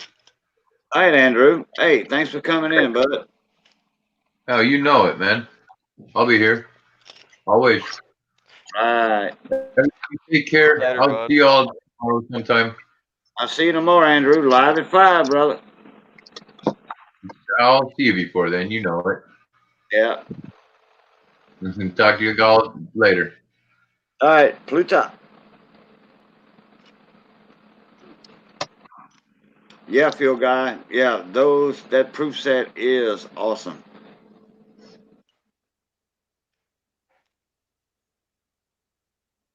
This was the end coin of that BU54S roll. Oh, you popped it out, huh? I didn't. This one was in a tube. Oh, that's one. another Okay. one. Oh, yeah, okay. I got lucky. They were like $2 to $6 a piece for each roll. Wow. So I think this one cost me 6 or 7, but it's a full roll of, and they all looked like this. I was able to open it and pull out like 2 or 3 because I didn't want to screw with the roll too much. Where'd you get those rolls at? The Denver Coin Expo. One of the guys in the center of the. Oh yeah, the show. Yeah, right. Okay. But that's pretty good for being the first one and out of the roll. I mean, I didn't even dump it. I just pulled out the first set. Oh wow, man, those are nice. Yeah. Yeah, I'm setting that Shiny. down right now. I might have something to swap you for one of those. Oh, gladly. And I made sure because it's my favorite. We got 4 of these. Zoom. You know you want to. Yeah, but I'm a Send sucker me. for those wheats though. See, I'm a sucker for I have a 70. roll of 70s. I have a roll of 70s. I ended up with 4. Yeah, yeah. Look at Quasi. Buy it now.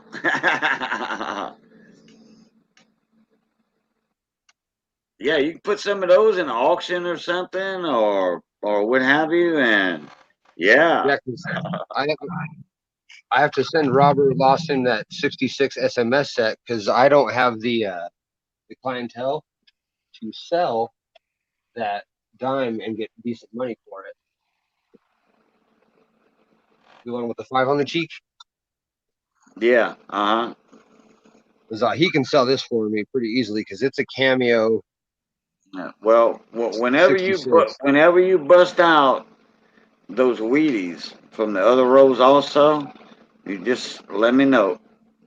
Yeah, I'm excited. I got this one, and then I have. But I'm gonna send you some guardhouse flips, uh, to put them in Then before you we have. ship them to me, or if you got some good cardboard mylar flips, that'll work. Oh, I have Mylar flips. I have 2x2 cardboard good flips. I have 1x1 Okay, good flips. all right. And this was a roll of 73S. Yeah, no Omega. He didn't get those rolls at the bank.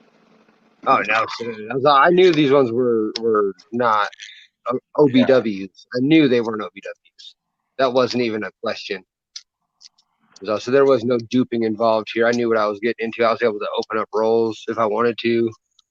But he had nickels too, but it was day 3, so he only had 54S or 54D, one of the two, and that was the only good year he had in nickels.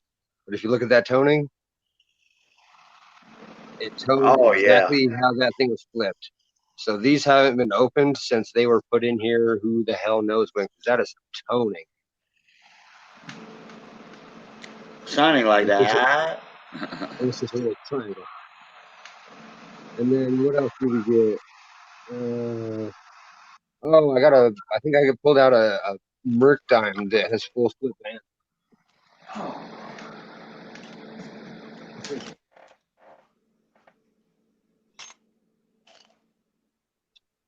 So we went on a little spree.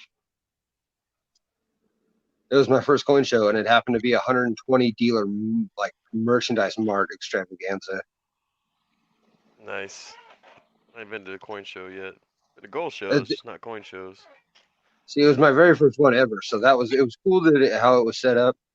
But the ironic part that I found genuinely hilarious is out of every table I could have went through, out of like the 17 rows of tables, the one that I felt the most comfortable with, and the one that had the most of the just the oddities that I like the Morgan that I got, the toned Morgan and all that shit, was Erie Gold and Silver, and that is the coin shop that I frequent the most. It is my favorite one I go to. I go there every day almost, or every day, once a week, I'd say. So out of all the people, out of everybody knew, I walked up to the one table that was the shop I could have seen all this stuff anyway. Heck yeah. So I'm gonna go back there, like, because I talked to like the owner's dad, so the owner, he works with Sahara Coins. I guess they team up a lot. So I got to see the dude who does the Sahara Coins videos on here, the dude who does all of those videos.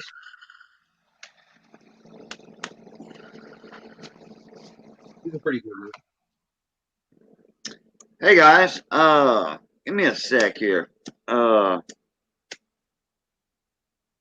Y'all know I'm kind of diversified in my stream sometimes, and I got my partner in here, my Louisiana partner in here.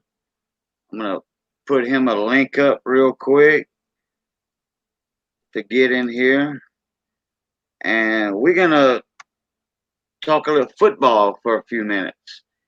I missed the Saints game today because I was having issues, and I know the score, but I want to catch up on some highlights with Field Guy. So, Field Guy, there's your link, brother. Why don't you jump up in here, and we're going to talk football for a little bit. I want to check out some of the highlights.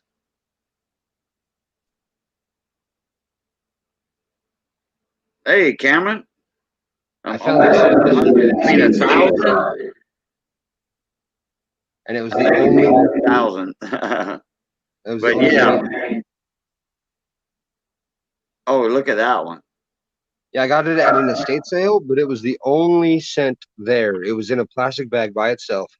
It was the only thing that was even coin related at the entire estate sale, and it was sitting all hidden in jewelry. And I got it for $2. AU 50 plus. I would say at least AU. And if it hit AU 50, it would have to be AU star. And I don't think this is clean. It has luster. Like, let me get it to where a cartwheel. Yeah, that says AU 50 Ooh. plus, like like AU 55 or something like that. Because I can get this on the cartwheel. It's just a tiny ass cent. I have bad camera angle right now. You know, somebody cleaned. I don't know. I don't think so. I'm pretty good at spot clean. Well, you know what? I don't know. That's a I have hard one cartwheel. now. You have some I mean, if cartwheel it was, on it? it was cleaned like it was cleaned 100 years ago. If it was, because it's got full cartwheel back. Yeah. Well, if it was clean, if it was clean 50 years ago, I would say 100 years ago, because if it was, it has its full cartwheel back. It might not have its the right pinpoint, is why I agree. But it's got a full turn. It just might be. If it wasn't retoned fully, like fully the right way. But it's got clear shine, no mushy letters, full strike. Cartwheels when you get it in the right damn lighting.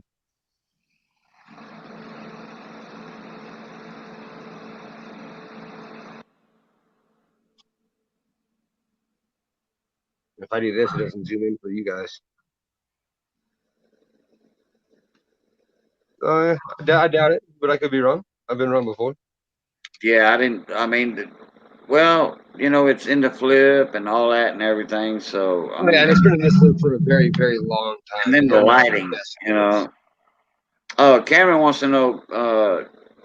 Do you mind saying what you paid for it? This one I paid $2.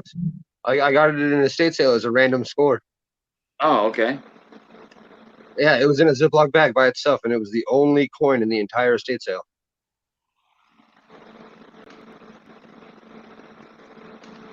Yeah, that was too. I look for pretty cheap stuff, like the walkers I get to. Oh yeah, it's definitely worth $2. Yeah. Well, even the walkers, I wait and I wait and I wait, and then I try to catch it to when the shop just gets a roll or a bulk order in, and I got lucky the last time, and I got these the second he set them in the bin. He hadn't even had a chance to cherry pick them himself. So this isn't a D over S, but it is the 41 D over D. It just looks like a D over S because it's an incredibly drastic repunch. But that was the coolest one I found out of the lockers. This one's in the cherry picker's guide.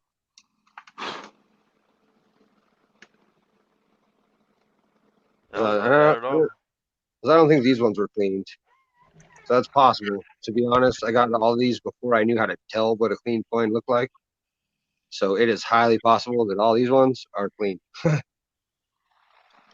I paid attention to those videos like 6 months later. Phil guy, you still in here?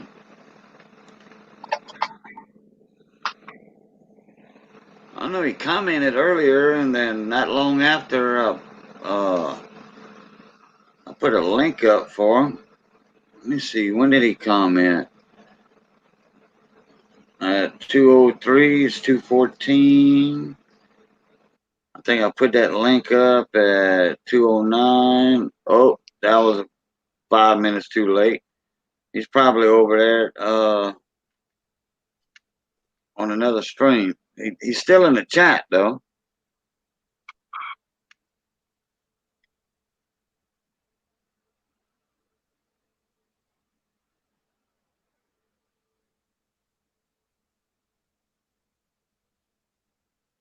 Oh, well, thank you, Shadow.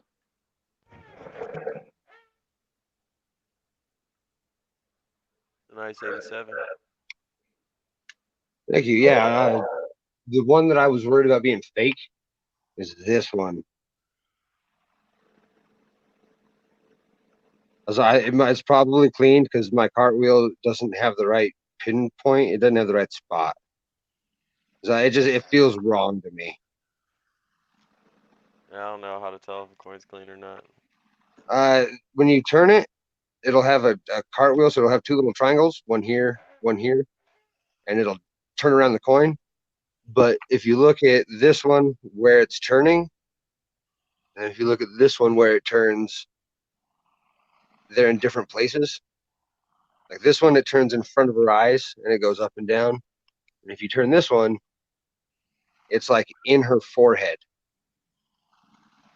The difference that I see is there's beams on the other one, and that one's just like one flash. See, yeah, and I bet you guys get a little bit of a different view because it does like change from mine to your end. But yeah, this is a cleaned coin, or at least was long ago. Okay. And the other one, yep, both sides. And this one was not, because this one won't have a flash at you. It'll just have those two triangles the whole time. Yeah, so it has those two beams around it instead of that one Yep. blurry flash. Exactly. And it Hey, doesn't I even just matter. learned something. Moving up. There you go, Les Wally. And it doesn't matter if it's a toned coin or anything, because as this one, doesn't matter how toned it is, it'll shine through the tone. Yeah. There's that cartwheel. Hey, Les, just put a link up for you, bud. So yeah, it'll always do that spin, because when you're buying coins, if you have them in hand, put it where the light is at your 12 o'clock, and do a little turn very slowly, and it will catch, and the cart will, or it Yeah, won't. I've seen it. Those are the only two things. And don't buy the one Oh, that doesn't. when I showed that coin the other day, that Morgan, that 1878 Morgan, I had it out of the flip, and I pointed at the camera, and I just did like up and down like that, and everybody was like, "Wow, look at that cartwheel!" And then somebody said, "Hey, man, that thing almost looks like proof light." You know, I'm like, "Well, no, it's not proof light." Put it that way. Far from there. And then this one, I don't know if it's not clean. It's a low AU, just because of the lack of luster. But this is an 82. Yeah, but you know, it's in that capsule also, and you don't know if that Yeah. capsule's got scratches on it and all that, hiding all that stuff. Oh, and I keep very horrible care of my capsules. Yeah, well, I see a lot of scratches. I see a lot of Oh yeah. scratches on that one. A Oh lot. yeah. I keep horrible care of my capsules. I did before I even put coins in them. Like I bought the 20 pack, and then they would get tossed around.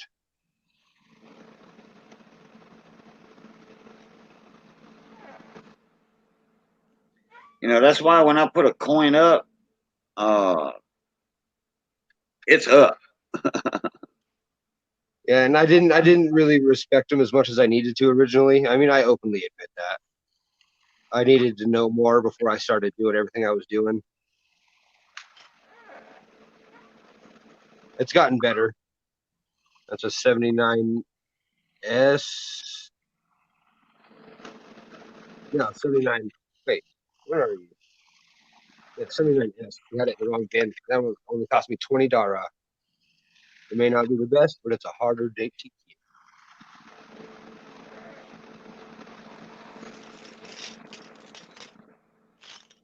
Yeah, that's what I got up right now in 1880. Mine is definitely not in the shape of that one though. I get pretty lucky, I guess, with the shops that I go to. Mainly, it's not my luck in general. It's the lack of caring at the shop owner. Like I'll go and he'll either just get a whole horde of Morgans, and 80% of them will be better looking than this. So he's been looking at Morgans that are stunning and flawless all day. So when it comes to these, he throws them in the bin.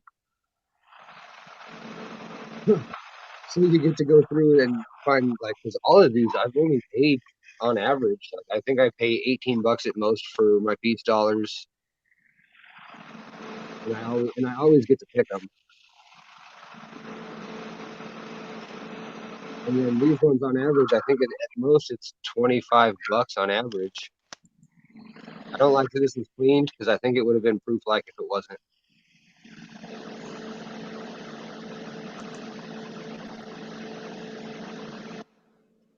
And I'm still trying to get my first CC. That's my hunt right now. Is either get my first gold piece, my first Indian gold piece, even if it's only a 10th ounce. But I'm kind of waiting for gold to not be so ridiculous. So yeah, the only two I've paid a lot of money for on my Morgans is I paid a lot for my toned one. I paid 50 for that one, and then just because I wasn't paying attention and I didn't do the whole cartwheel thing, I paid 50 for this one because I thought it was just death toned, just absolutely horribly toned.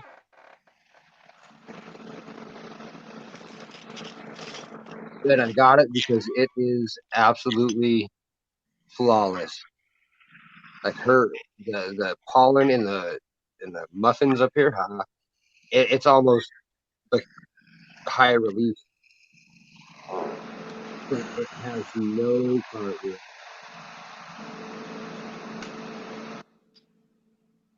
But yeah, I paid $50 for this one just because it was at a vintage antique shop instead of a coin shop. But I'm still not sad about it. It's a year I didn't have. This is an 83 oak. So I got a lot of New Orleans, turned out. You trying to get the whole set? I wasn't gonna, but for the New Orleans, it's possible without being too terribly pricey. Like the one Morgan that I do actually genuinely I want is I want to get one of the highest rated 1921 Denver Morgans because I am a Colorado native. And they only made Morgans in Denver that 1 year. So I think that would be cool to get like a cameo or a proof like or a dimple or a CAC certified 21 Denver.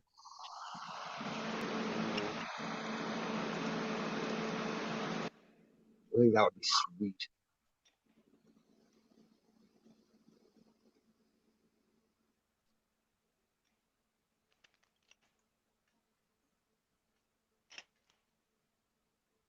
I'm just going through all my D pennies at the moment. You're on the East Coast, aren't you? Northwest kind of or Midwest kind of. Oh, all right. Well, you said that as I say that about my Philadelphia. I go through my Philadelphia pennies as if they're a variety because I don't see Philadelphia pennies to save my life.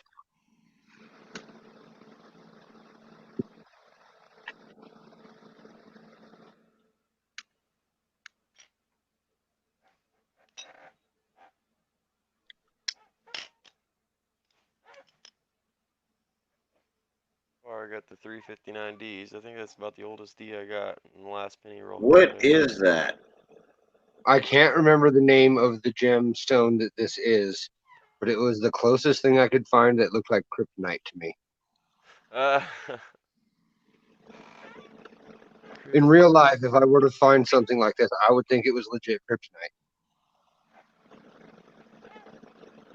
Yeah, is it like something somebody grew in a? Oh no, this is a natural Colorado mined mineral. Oh, okay. I got this at a mineral store up in the Netherlands, up in Boulder, Colorado. So they had a big chunk, but it was a couple $100. I think this one was 65. What's up, Mike Badger? Your internet's giving you some trouble or what?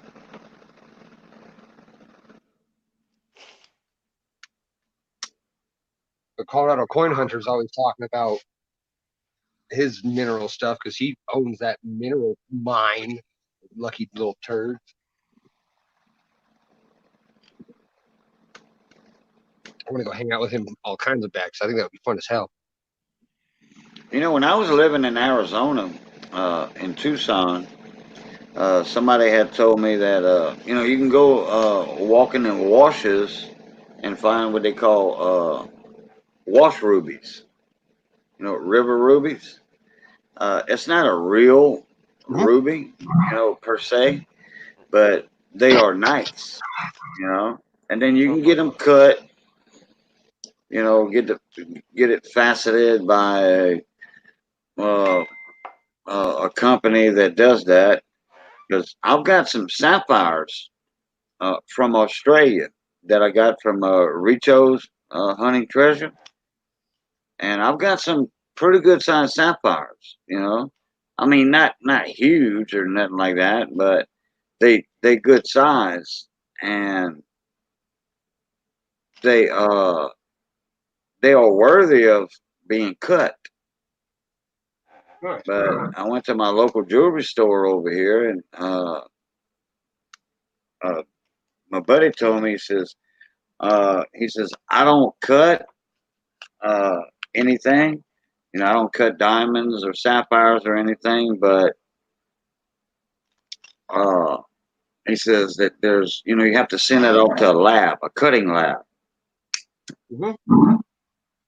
I got a from an auction site. I got a little .3 carat African mined like natural diamond that was actually cut for $3 the other day.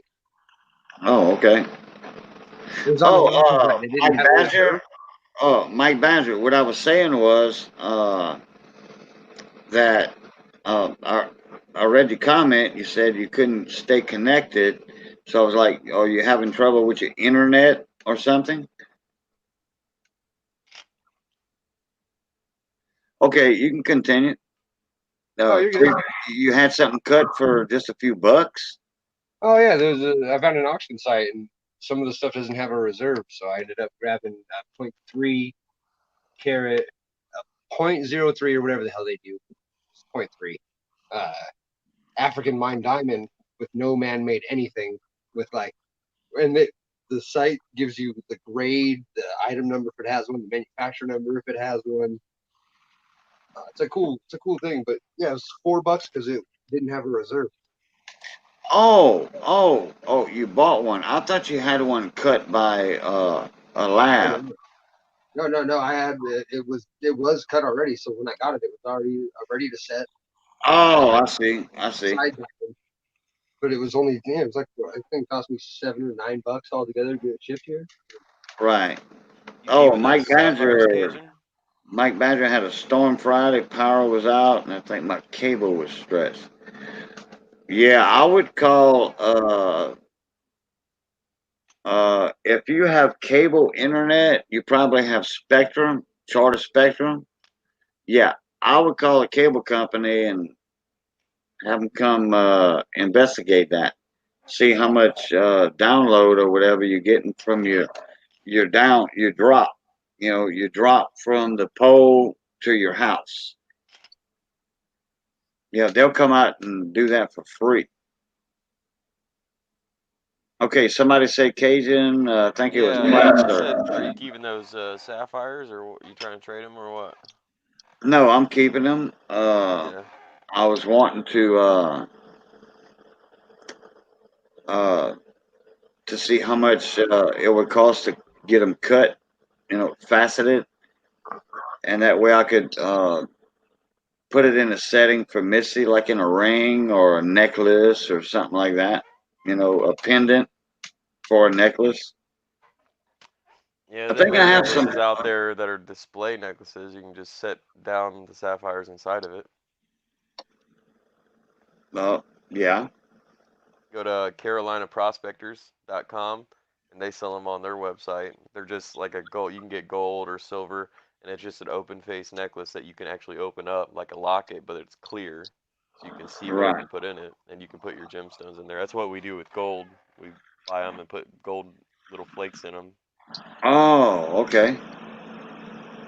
That way you don't have to pay for it to get cut if you don't want. Right. Yeah, but these are not polished or anything. I mean, they look good under my scope, and I think I have. I don't know, 5 or 6 of them, and I think I have a couple of more coming to me from Richo. You know, I might think about trading uh somebody something for them. In the future. Heck yeah, That's sounds not a good. problem. I have one they call a dog tooth sapphire. That's cool. I Because don't of the have way any it's sapphires. That's it's why I was shaped, interested. and where Richo comes from, in Australia, his area in Australia, in that riverbed, that's where Australia's best sapphires come from, and I forget Heck the yeah. name of it. Well, I got platinum and uh, obviously silver. Like I'm talking raw platinum and silver, and gold. So whatever you want to trade for them. I don't have a sapphire yet. I'd like to add one to my collection. Oh, okay. Oh, okay, Mike. Yeah, that would be a good thing to do. Just call customer service and say, "Hey, we had a storm here. Think something's wrong with my cable or my drop from from that." So and that's on them right there. So they ain't gonna charge you nothing. What was that, Super? What? Which one? The gold one. So is this one? Yeah, what is that? Is that gold or copper? Bronze, actually. It's a inaugurated president medal for Eisenhower. Oh, see, I thought it was gold. I was like, dang, did he just hold up a gold coin? Oh, I wish, bro. I'm working my way there now. I'm gonna go Yeah. get my first 10th ounce eagle here soon. Now you're speaking my language. I like gold. That's my favorite. My favorite gold piece is the $10 Indian, just because he's that adolescent Indian with the long headdress, and it's like just fucking unique as hell. It could be a picture of a garbage can if it's a gold coin. I don't care. Right? And see, I live in Colorado, so we do have gold. Like we have a decent bit of small gold, we'll say. Yeah, Oh, Shadow says he's got a. Okay, just read Omega Shadow's comment.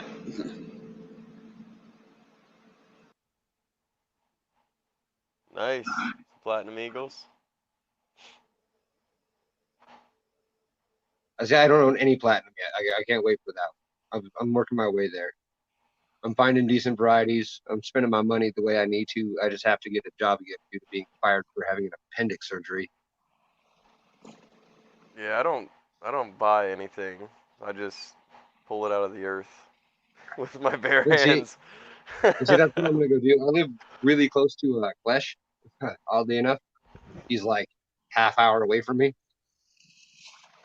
So I emailed him and I was like, "Hey, buddy, I got some property up. It's like an hour from us. I was like, do you want to teach me how to pan for gold your way and how to rock hound in quartz for shit and then metal detect my cabin?" He's like, "Yeah, bro. Let me make it back from Australia or wherever the hell he was at that point." Who are He's you in talking Japan about? now. You talking about Clash, Clash? yeah, Clash Guitars. Yeah, he lives like half an hour away from me.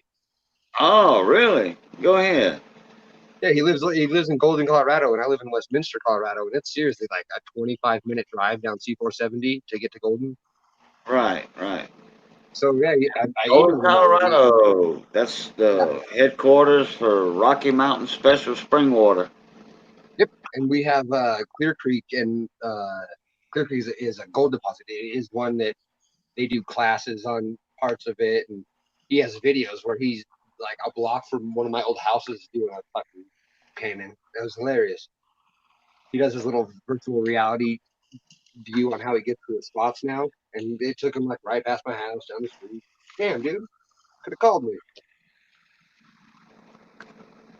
Yeah, So he's he's gonna always teach me. traveling. Yeah, when he's taking his break, I'm gonna have him teach me, or next spring, because I want to do the Morels.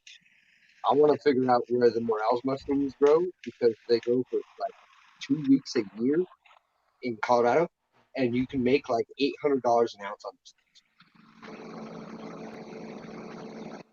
they're as rare and as sought after as truffles. But he had two videos, because somebody took him out plucking regular morels this spring, and then somebody else took him out like 2 weeks later plucking black morels, which are even rarer and more expensive. Because Colorado has every precious metal, every mineral, every sought after mineral that you can think of. I think Colorado has. What you got right there, Plastic? Some gold I found today. Gold. Where do Yeah. you live? I live in Ohio. But there ain't no gold here. There's good chunks in Ohio. No. There ain't no gold here. Yeah, there ain't no gold in Alabama. David Carlisle says that all the time. There ain't no gold in Alabama.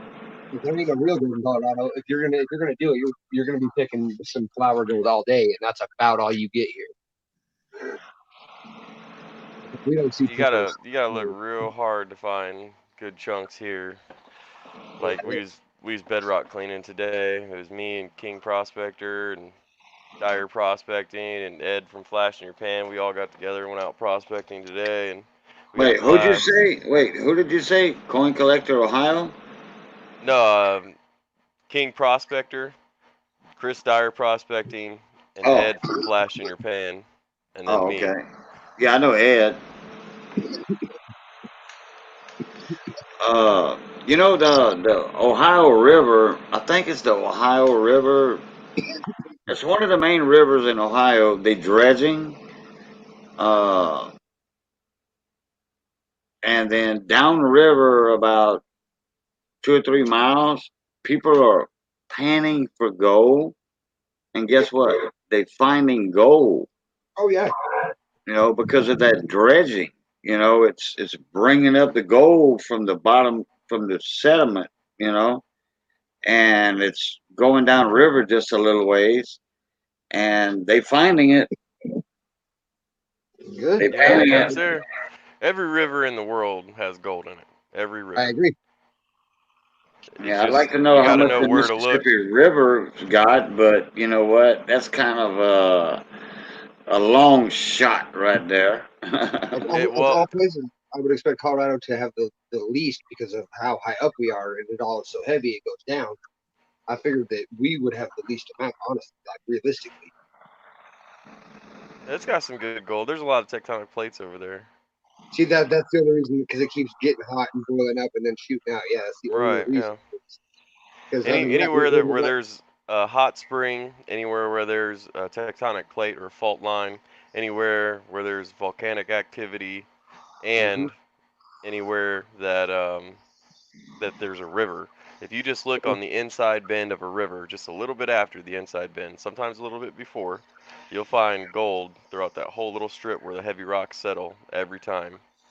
See, and we have a spot in Deer Creek, which is where my cabin is, where it's got a strip that's, I mean, it's foothills. It's not upright up there now, but it's got a section of this hillside that's got almost vertical waterfalls about every 12 feet, and then they fall pretty far. I mean, it's a good distance of waterfall. And then it all lands in this little baby creek that never gets more than like 2 feet tall. I want to go on that hillside real bad. Do it to it, bud. All you need is a pan, See, some water. I gotta go pick up.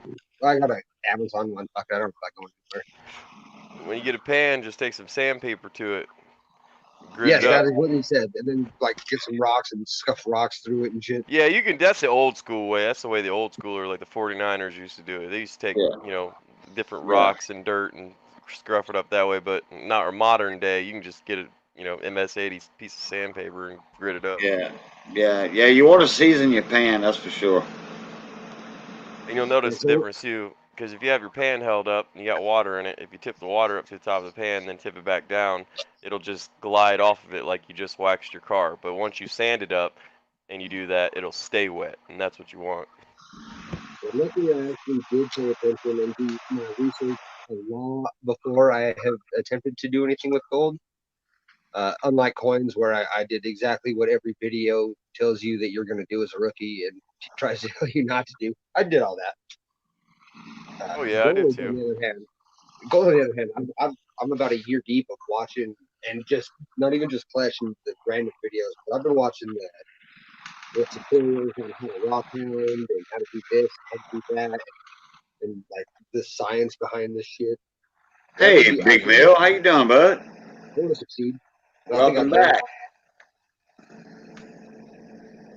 Every river has gold in it in the world, Big Mill. Every river. Yeah, but I tell you what, California, you have a better chance of finding gold in your area than I do in my area in South Louisiana. That is true because California has major fault lines, and that's why it has so many damn earthquakes. The fault lines when they picture if you're in a car and you're going 50 mile an hour and you step on the brakes, what happens? You as a passenger or the driver move forward because even though the car's stopping, the momentum inside the car keeps going forward. That In this same case, principle happens when the tectonic plates smash up against each other on that fault line right along California. And it pushes, even though the fault line, the tectonic plates stop, the minerals inside of them, just like you in the car, push forward. And they do it with such extreme pressure on such a large scale, they form gold inside of liquid quartz veins, and that gold inside that quartz is shot up those fault line cracks, and then it solidifies, and that's what the old 49ers and everybody in California looks for is them gold quartz veins. rock hound. See, I want a rock hound. I want a rock hound more than I want a river.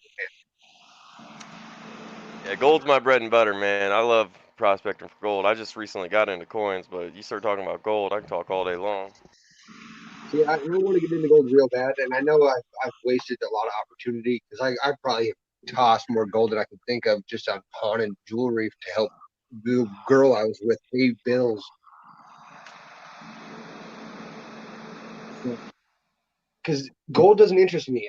I guess raw gold and gold hit numismatic coins. You ain't been bit by the gold bug yet. You get you a pan and you go out on the river and you find you a couple colors, it'll bite you and then you'll be hooked. I'm telling you. I guarantee Yeah, I bite you in the already got butt that big problem. time. I got that addictive collective problem already. I'm glad it ended with money for the moment because that is a perfect thing for me to personally collect because I will blow through way too much goddamn money buying absolute nonsense. Like I got a couple thousand movies. I don't think I've put a movie in 3 4 months. Take all those No, movies to game or to what do they call it? Not GameStop, it's the other one. There's another one of them little game shops. Buyback. It's called Buyback. You take all your movies to Buyback, sell them there. 50 cents a pop. Yeah. So then I got into that Funko Pop craze. So I started collecting bobbleheads. I got a storage unit with like boxes full of the old DC bobbleheads. I'm waiting for those. If you sold everything you owned that you used to collect, that's not a precious metal. No matter what you get out of it, and then invest it in gold and silver, you'll get a return on your investment for sure. Oh yeah, I still do that. I need to go into my storage because those Funko Pop things are still real popular. Those stupid bobbleheads. And I got all I'm superhero related. That's my shit. So I got nothing but like Dragon Ball Z, Glow in the Darks, and Venom, Superman, Big Mill, Batman's. when you're pulling stuff out of the river, what you need to look for is the inside bend of the river, and that's what I'm talking about. Is you'll see curves in the river, and the Oh inside yeah. bend is the inside of that turn, and you want to go just after that a little bit where the heavy rocks settle, and you pull up them rocks, and then you get pans of that sand, and then you pan it down in a gold pan, and you get all the way down to the black sand. Once you get down to the black sand, you can start to pan it out without dipping it, and that's where you swirl it around or tip it depending on which style you want to go with, and then eventually it'll reveal the gold because all the heavies including black sand sinks down into the bottom of the water because it has a more weight than the water does itself. And I'm a swirler. I wouldn't be a tipper. I've researched that as well. I think swirling is a more effective method for at least my personal style. I think I would throw a lot more gold back doing the tip method. That's why you use a safety pan. So when you're tanning, if you lose anything, it falls down that safety pan. You can run it through like a gold cube or a trommel high banker or mini high banker or something, and then your mat will catch what you missed when you're panning. Yeah, and I would absolutely do that. I'm all about safety first. I'm a Boy Scout. They do make a small sluice, Oh, bro, they make that you can put in your sink. really? Oh yeah, my advice is to invest if you're gonna get a little sluice, invest in a Dream Mat pocket pan. It is the best little carrying thing that you can take with you to put right inside a bucket. Just dip. You can get a shovel full and put it right down inside there. Run some water in it as it goes down the little pocket sluice, and it works great. Or a Oh, pocket damn. gold claw is another good one. Yeah, that's what it's called, a pocket sluice. So The one I was talking items that you about. don't use anymore, like you got trading for, let me know. Yeah, I got all kinds of videos about getting gold. Well, There's tons of people that do. if you have any items that aren't in use that have been retired that you don't need anymore and are willing to trade for or something, let me know. Yeah, I haven't done a giveaway yet. I should. Because I'm all about, yeah, I want to. I've been wanting to do that, bro. I've already researched and Googled and Amazon little mini sluices that you can hook up to a little baby generator.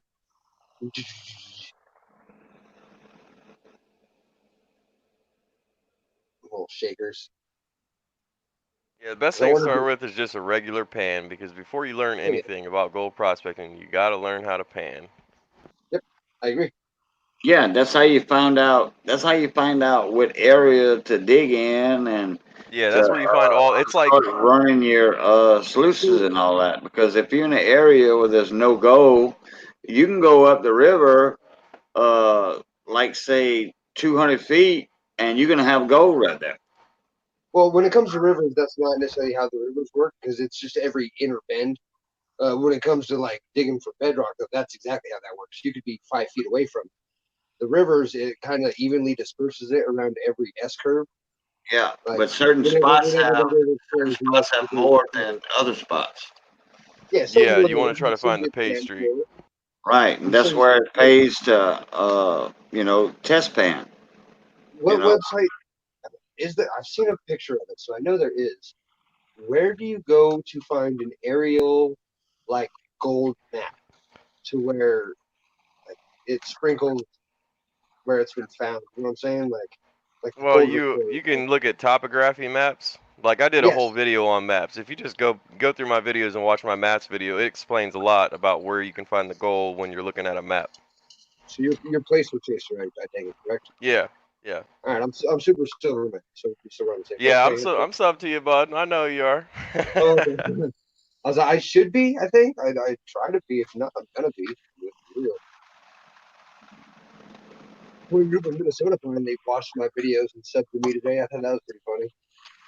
The fool's gold big mill, that's called chalcopyrite, and it does kind of look like gold. That's why it's called fool's gold, but the And actual it is mineral name of it is chalcopyrite. getting highly expensive. yeah, I looked at the pyrite pyrite or prices. Holy pyrite, shit. or there's another name for it, barite. I had no idea that because we used to get pyrite by like the bottles in school in elementary school, and now you look at the price of pyrite and it's astronomically expensive, and there is 15% gold in it or something like that, somewhere around there. Don't quote me. I have no idea on that statement. But there is No small comment. amounts of actual gold in pyrite, a lot. There's a little niche for selling fool's gold to people that just want something that looks like gold, but I just throw the fool's gold out because fool's gold don't weigh crap, so it don't No, fall in the bottom of your pan when you're panning for gold. but if you find chunks big enough to grab it, because I looked at the price of an ounce of that, and it is effing expensive compared to what I thought it would be. Like it caught me off guard how much it was worth, and it really surprised me considering how big chunks we got it as a kid. Like we got it by like that the baseball size, and now that baseball size is actually worth money is the weird part. Like I want to go back to all my old Ocean Journey and like field trip boxes that I had as a kid and see how many tubes of that shit I got. Why not? Yeah, it's, You it's know, like $50 a pound for Oh, is, pyrite. is it that's it? Yeah, where gold is like almost $1,500 an Yeah. ounce. I know I'm waiting for it to drop down to like closer to 14 before I try. in the oil field industry, uh, there's big money in barite. It's a drilling mud, and it's actually pyrite. Excuse me. I'm going to invest in Excuse me. solar Anyway, energy. the oil field industry, uh, on drilling rigs, they have what they call, drilling mud, and barite is your one of your heaviest muds. That's not oil based, water based mud. They have oil based muds and water based muds, but your heaviest water based mud would be barite, and that's another common name for fool's gold. If you look right there's some pyrite for you. Yeah, and it's Yep. more silver Exactly looking what they use it. than gold looking.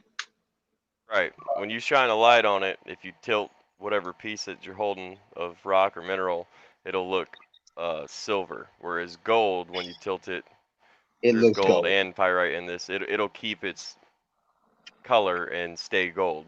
Whereas Yeah, the pyrite will stay silver. Let me back this up a and, little bit. I'll try to find a piece to show you the Yeah. difference. I and wonder who I pyrite does have learned more that. I tints wonder of who I gold. learned that from. That was last week I learned that. I think his name was Plastic Chaser. Yeah.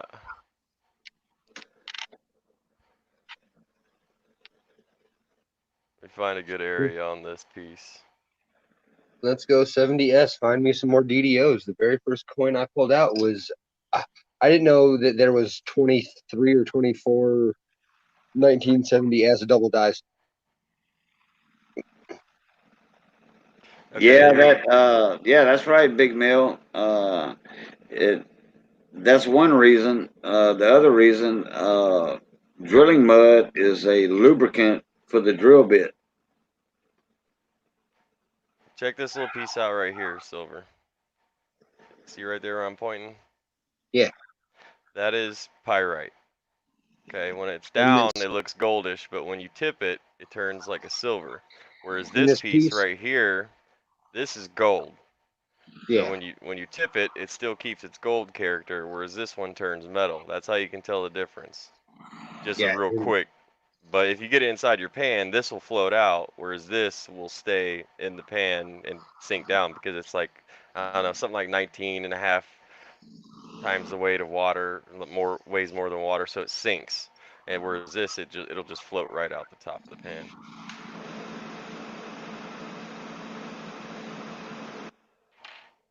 You said, dude, I'm gonna sieve some of that dust tomorrow and see what I get. There you Yeah, go. might as well pan it out. He's talking about his the asphalt plant over there. Yeah. Hey, TLT. A lot of y'all are familiar with TLT, right? Yeah. Okay. Uh, Him and John Shaw and Mike Wolf. Yeah, Wolf. Why did Aroo. that make me do that this time? I don't Uh, know. they uh they dug in Tim's yard over in Texas, and they panned gold out of Tim's yard. It's not much, okay, but What? Have you it's watched? gold. Have you watched that Clash Guitars video where he pans for gold in the sidewalk cracks in front of the Denver Mint? Yeah. Oh I've no, seen people do it off the streets in New York City and come up with gold. He does it in front of a pawn shop and pulls out that gold clasp. Yeah. Yeah, I would, Big Mill, if I was you. I'd save some of that and run it, just, pan it out. And if you don't think you're getting anything, get some of that together, put it in a bag, and I'll email you actually. If you get it, well, my email's listed on my YouTube page. just go to my email and send me a quick email so I got yours, and then I'll send you my address. Send me a bag of that, and I'll pan it out, and whatever I find, I'll send back to you and show you if there really is gold in it or not. All right, I'm gonna take advantage of that deal Wow, too. you can't beat that offer. Because I'm really good at finding stuff. I got the eye. We'll say, like, when it comes to varieties on coins, and when it comes to, what is it? Skimming. I got the eye. So I will gladly get me some like bags of pay dirt and send them your way for you to professionally, comparatively speaking, professionally pan out. Yeah, Placer Chaser. Here, I'll type something in chat so you can just go to my page. All right, I'm gonna look you up anyway, even if you didn't type it and actually gonna search you up. Yeah, Like, you just go to seem my like you're page pretty and my chill. emails in my about section. Just send me an email and I'll send you my address, and you can send me a bag or whatever. I'll pan it out, and then whatever I find out of it, I'll send it back to you. It won't cost nothing to send back because it'll only be a little bit of gold, more than Oh, bro. anything. Although you seem pretty chill and about my age frame and attitude, I would just have you hold on to it until it's like something that weighs something. I would just repetitively send you later at that point. Give you something to do, give me something to do. It costs me a couple bucks a month. So shit. Yeah, it's only a couple bucks to send it back. Well, when you send it, just make sure you double wrap it in Ziploc bags, because if the first one breaks, then you're gonna lose all of it And it's only in the going from mail. Colorado to Ohio, so it ain't even traveled that far.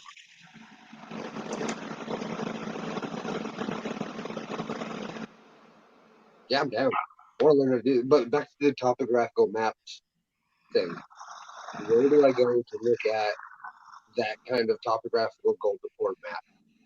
Okay, if you go on the very earliest of my videos, I have just a video called Gold Maps, and I go through every single kind of map that is available online for free and where to get them.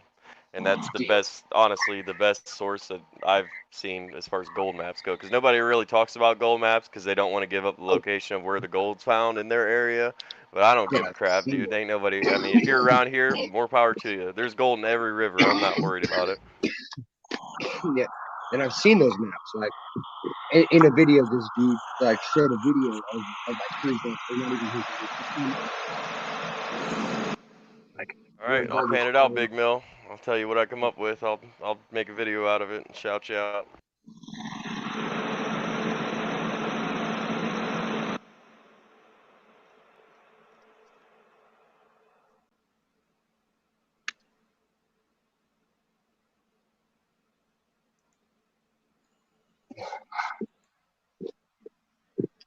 come on varieties. Give me a DDO. So turns out BU rolls of pennies, and where it's at? Can't even lie. I learned more about coins on Cajun's channel than probably any other channel. So I would. Nah, you probably learned something from somebody else, not just me. Well, it's because I hang out here mostly. That's why I learn more here. Somebody Oh, actually, okay. somebody actually was on a stream the other day and was like, "Oh, Super Silverman, I'm glad you're here. I want your opinion on this stuff. Answer this for me." And it made me all like giddy inside. I was all super happy that somebody Right. actually like looked for me for an answer. And that's a step, that's a notch in my belt right there. I'm really proud of myself. Well, I learned the Uh, color wheel from you today. I didn't know about that, so that's the first time I learned that, and that was from you. But it was oh on yeah, and Cajun's channel. the, it's true. I, Oh, you talking I about that cartwheel, Luster? yeah. Yeah, I had no idea how to tell that until tonight when I seen him do that. Yeah, it looks like I caught cartwheel. two triangles. Yeah, and it's gonna go round and round. You do it like this, or But see, like that. but who taught me?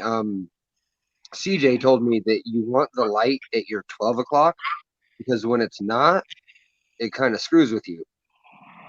If you have it over to where it's pointed at your light, it gives you a better wheel because um, if you've never seen CoinGeek, uh, his name's the CoinGeek, all one word.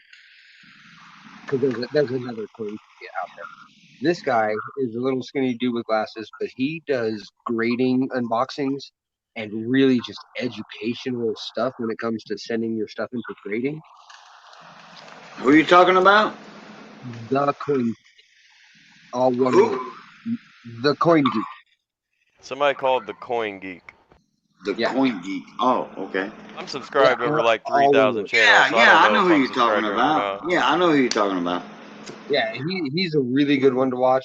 And World Numismatic News, the most informational channel in the world.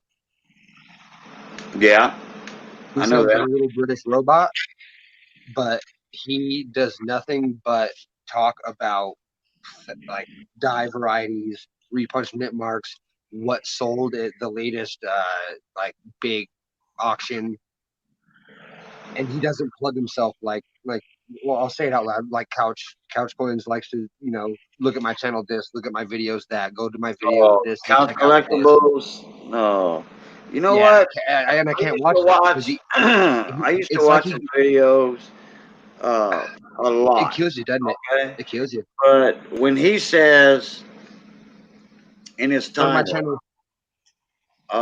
and in his title, uh, okay, for instance, 1984 pennies That was today's. to look for. Yeah, that was today's video. And I didn't even look at the video. Okay. I mean, I got a notification on it. But then he had another one, 1964 pennies to I look watched for. that. Well, guess what? Guess what? Those pennies he was showing, you're not going to find that in your pocket change. The You're double not. denominations, you won't find a double denomination like and the clipped planchets that are, or the rock ridges that are that. No, yeah, you're crazy, Man, you're crazy. you're not going to find that in your pocket change like he's saying that.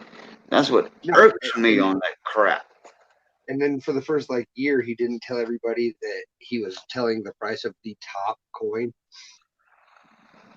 So everybody thought it was possible to get that $20,000 coin looking like And dirt. all he's doing is showing stuff that was found uh, by God knows who.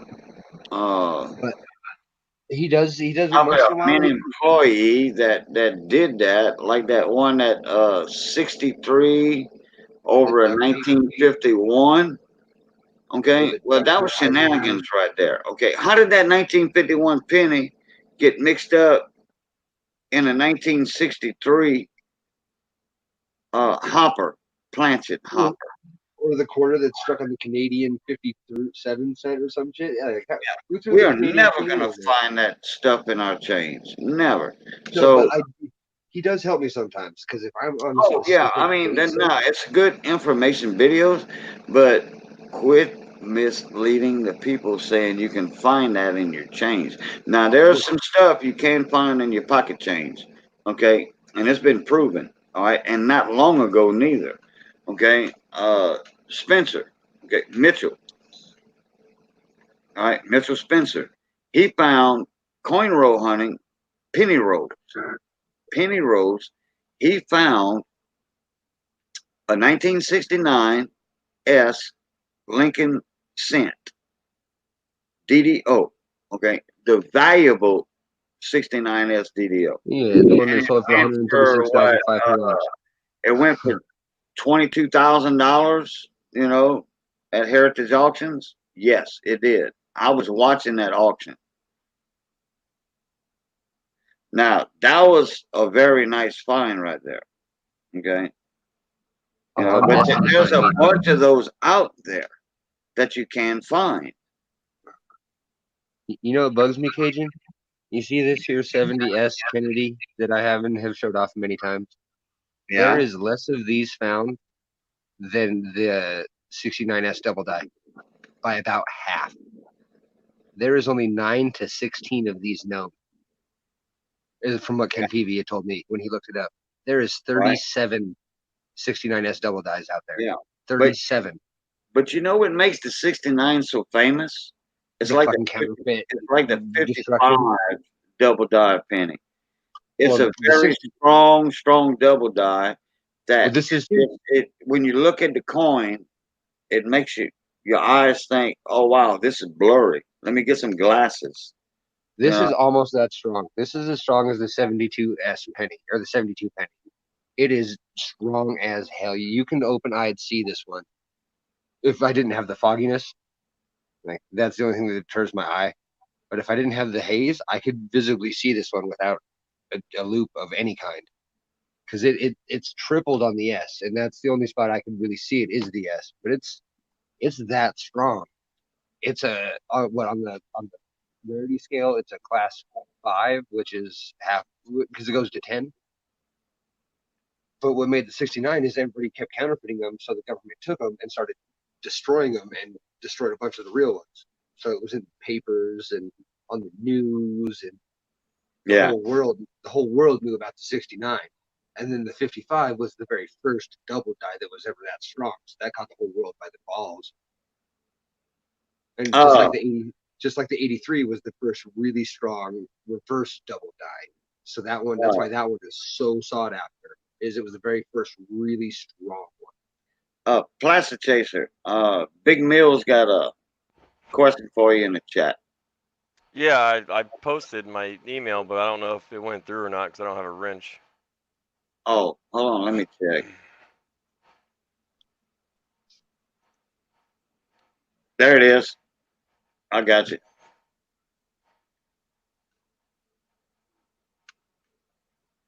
Well, I'm gonna show it again. He got it. All right, cool. I wish I would have brought in my flip. I have the flip in my car with the double die that I found because I need help determining which one it is. Because I went online and it looks a whole lot like DD04, but it also kind of looks a little bit like DD011. It kind of looks a little bit like DD023. And the price differential from the one that is the DD04 versus any of the others, according to the Wexler's price thing, it's $8 for a 65 or 66 for the DD11 and the DD23, but the DD04, that one's like $250 in a 66. So knowing the difference between those is kind of important.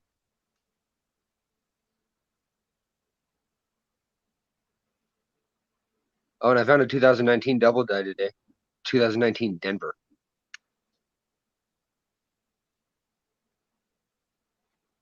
Lincoln Cent. Yes, sir. I made a video on it. It's on my page, and it is clear. I have the cent upside down, and you can see the 9. Where is this, for example? The 9, right? Is for example here. So, it What time loops did you out. put it up? A while back. Coin Group in Minnesota already commented on it and agreed. He thinks it could be FS 101. No, I mean, what time did you put it up? Oh shit, probably 11 maybe. Oh, I was still in the process of getting my audio fixed. Because I don't think you've seen him. Because I did a few videos of that. Oh yeah, because I did a really short one showing off the rolls because I was really proud of that. I had never picked up a BU roll before until today or yesterday. All right, Shadow, take it easy, bud.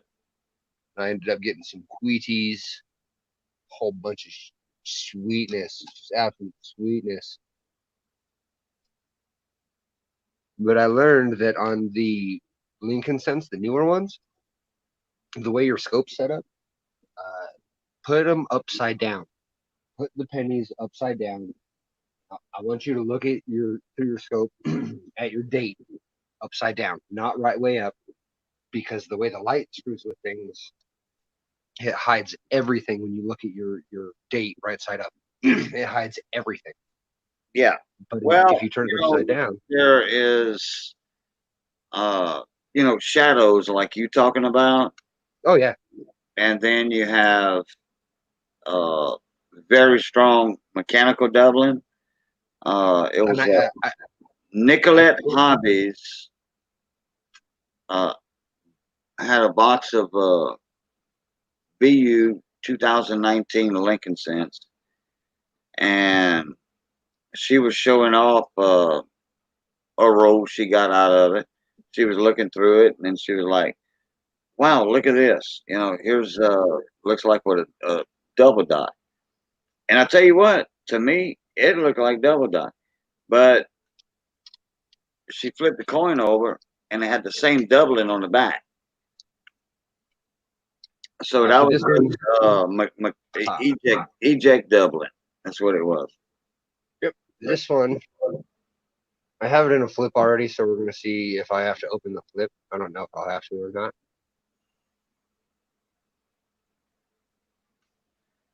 Let me get you presented right there. There we go.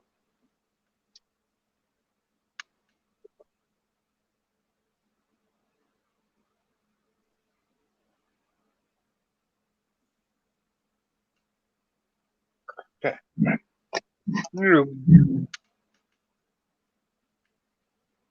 So, you seeing that, Cajun? Yes, I am. You seeing that split there at the top of that 9? I sure am.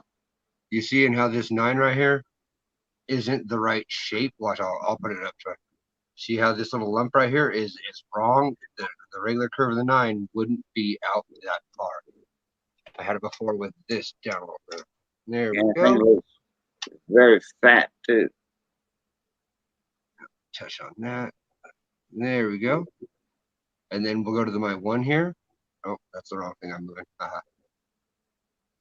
So this 1 has a notch that goes all the way. Where's my finger? Right here, all the way through. Let's see if I can get this turned. As I said, this is through the flip, so I don't expect it to work 100% by any means. But up, you can see the line through the 2.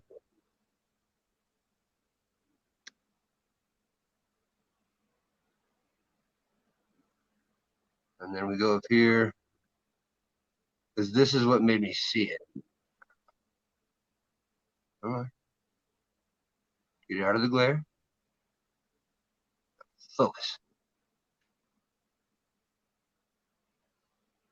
And it's not, because see, I can see the machine doubling, and I know that that's all machine doubling right there. But if you watch the video, oh, there you can see a split at the tip of the S now. Aha. So you said somebody mentioned that it was FS 101? Brian from Coin Group of Minnesota said it could possibly be FS 101 because he watched the video. Oh, there's the split in my T. Right, but he said he watched the video, or he did did you watch have the video. one attributed already? Maybe because I said I didn't know in my video. Yeah, well, FS 101 would be Frank Staten. Frank Staten. But that's Frank and then Staten. Yeah, correct. Who's the mint director? Or no, that was the guy who. That's one of the guys who wrote the Cherry Pickers Guide. Yeah.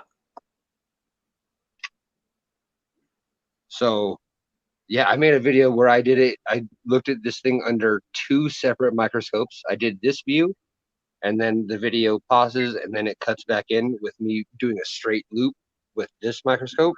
So it's not like it's a camera to camera. You get a first-hand view. Oh, I'll watch the video, well, if I don't forget, but. And I turned the coin all the way 360 degrees in both videos. And I am positive. Like, I'm going to send this in because if it hasn't been designated, my name's going in the book. Train. Let me mute myself. My name's going in a book if this hasn't been designated yet, because this is one. Like, I'm positive that I've paid attention to Ken Peavy. I've done my homework enough. I've studied enough to know that this is a double die. And I went to the 4 rooms and looked at all the ones on the 4 rooms, and none of them had a 9 that was that close together on the centerpiece where it connects. None of them were that close where it looked like they were touching. Oh yeah, everything about this just screams, "Hey, I'm a double dad. I'm a double dad. You should send me to Wexler."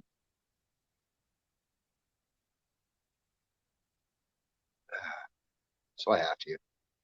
My gut tells me to, and my gut's wrong like never. Every time I don't listen to my gut, it backfires right in my face.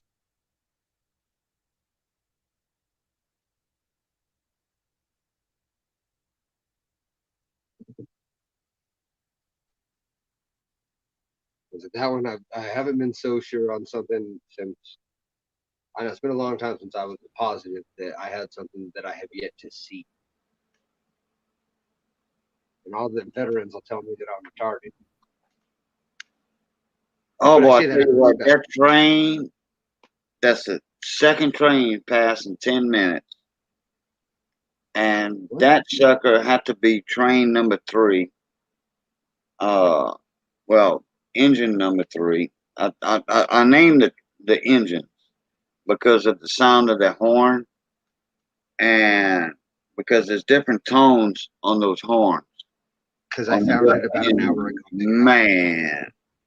And that man was laying down on that horn. That was ridiculous. I just found that. That's why it's still sitting out right now, like freshly out top. Because I was going through my 70, my roll, which I found a double in there. So I was like, cool. So I was cleaning off my desk, and I threw my 19 up there, and it landed like on the same little tray that I have all my stuff on. This little tray right here kind of landed up there upside down. So as I was moving it around, looking at my 70s, it hit the view upside down with that 9 right there, and you could just tell that when the 9 loops, it went way too far over and a little extra lump. And I was like, that's wrong. And I just watched CJ go through his Flying Eagles, and PV was telling us what to look for when it's been double dated. How like you won't see a line like you would. You won't see split serifs like 2 lines. Instead, it'll be like an extra lump on something that should have been straight. It'll go up a little bit, and that'll be the only sign of a double. So when I saw that 9, I was like, "Ooh, this is fresh in my brain. I'm gonna look this some bitch over." And everything about it just screamed it. So I stopped immediately. I went on the coin forum, the coin community forum, and there's pictures of 2 different ones or 3 different ones on there, and everybody just shoots them down immediately. Like, no, that's empty. That's not a double. Da da da da. So I got a little just shot me down a little bit. But then I looked at his connection right here on the 9, and it is not. It's not as close as this. So then I was sure. I gotta send it in. I gotta watch that video on how to send stuff to Wexler. I'm pretty excited about it because my goal is to get my name in the book. I want to be known in the numismatic world for eternity. And the sooner I do that, the happier I'll be. And the more times I do that, the better I'll be. And I don't want cuts. I don't want to get my name in cuts. I mean, I will, but I prefer a variety. It's cool because my goal, as far as gold goes, is to get enough gold and do like I've never poured anything. Like I know TLT does a lot of pouring and melting and stuff, See, but I want to cast my own placer chaser coin, the one that I use for my logo. I want to make that coin. I think that's my goal. see, my goal is smaller than yours because my goal is to do that with silver. I got to start buying silver shot because I won't melt coins. I have an issue. Like I'll melt bullion, I guess, if it's like shitty bullion. But I have a huge issue with the whole coin gets melted. It bugs the crap out of me. Because it doesn't matter if it held key date numismatic value. That'll start a 10-year-old or 12-year-old in coin collecting. Doesn't matter what date it is. I don't care. They see something cool that old. They don't care if it was the most commonly printed date they ever made. It's gonna spark something. Get half the time. and that keeps my hobby alive. Right, heck yeah. I wouldn't be melting any coins. I'd be melting actual gold that I pulled from See, the I earth. respect. Oh, so I want to melt. I want to start a boarding company. I actually want to start. I have a company name picked out and a business plan started. It's going to be Bizarro Bullion. And I want to try to get as many of the copyrights as I can to superhero shit and like 90s cartoons like Quail Man and Captain Planet, Doug Master Funny. School Bus, and just do the cool old boards. That'd be cool. I think it would be fun. And like, I want to do puzzles. That's like one of the big things I want to do. It's things like this. So this is it's one of the mind games that you buy that comes put together with no instructions. Hey, Stacy, how you doing, bud? So it's up to you to figure out how to take it apart and then how to put it back together. Oh, Right. I've seen those. Yeah, I've there's seen those putting little back puzzles. together. a trick Yeah, to that one right there. Yeah, you Yeah, spin this it. one. You spin it. Yeah, and then you have to flip it over. It's a trick because it has a little bar that holds them in.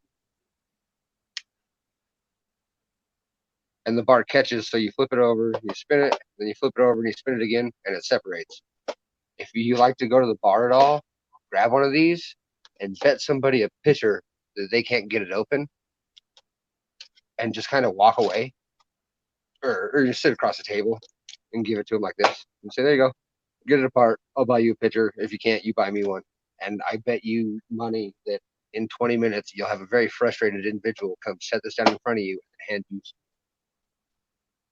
And then they would say, open it. If it really works, open it if you're not a cheat. So you just spin it on the table, flip it over, spin it again, then separate it.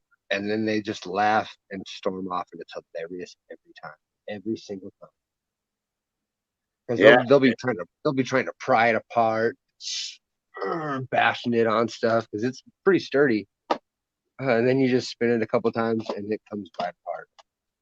Yeah, I've seen some neat puzzles. Some people, like I've seen people spend thousands of dollars on them little puzzles like that and sit there and try to figure them out in a live stream. It's neat to watch because they're pretty cool how they go together. I got so many of these that I can't figure out, bro, because these were a series that were at Walmart, and I ended up with half the series, and there's some that are so damn hard, man. I saw the one in my pocket, and I can't put it back together. I can't figure out how the hell this thing happened. Have y'all seen the two handcuffs? Oh yeah, that was the very first one I ever tried. They chain together and they have the ring in the middle. Yep, that was back when It's Your Move existed.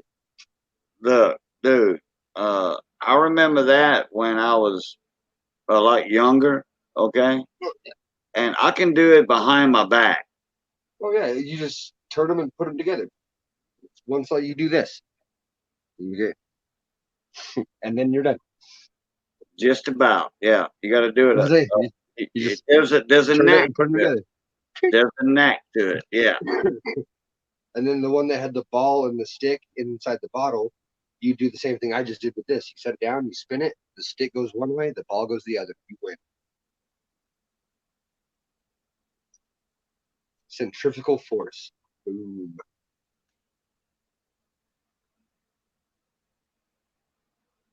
Now, Stacy just woke up. He said, I'm going to smoke a couple and go back to sleep. Well, somebody needs to figure out what this thing is. I'm sick of it because I can't figure out what it is. Well, one of these days you will find out. Be patient, grasshopper. I hope so. I've been to 6 antique shops, and one of these days, somebody, the more you show it like that in a live stream, the more exposure it gets, and somebody's gonna say, "Hey, I know exactly what that is." That's what I'm hoping. That's why I'm putting it up right now.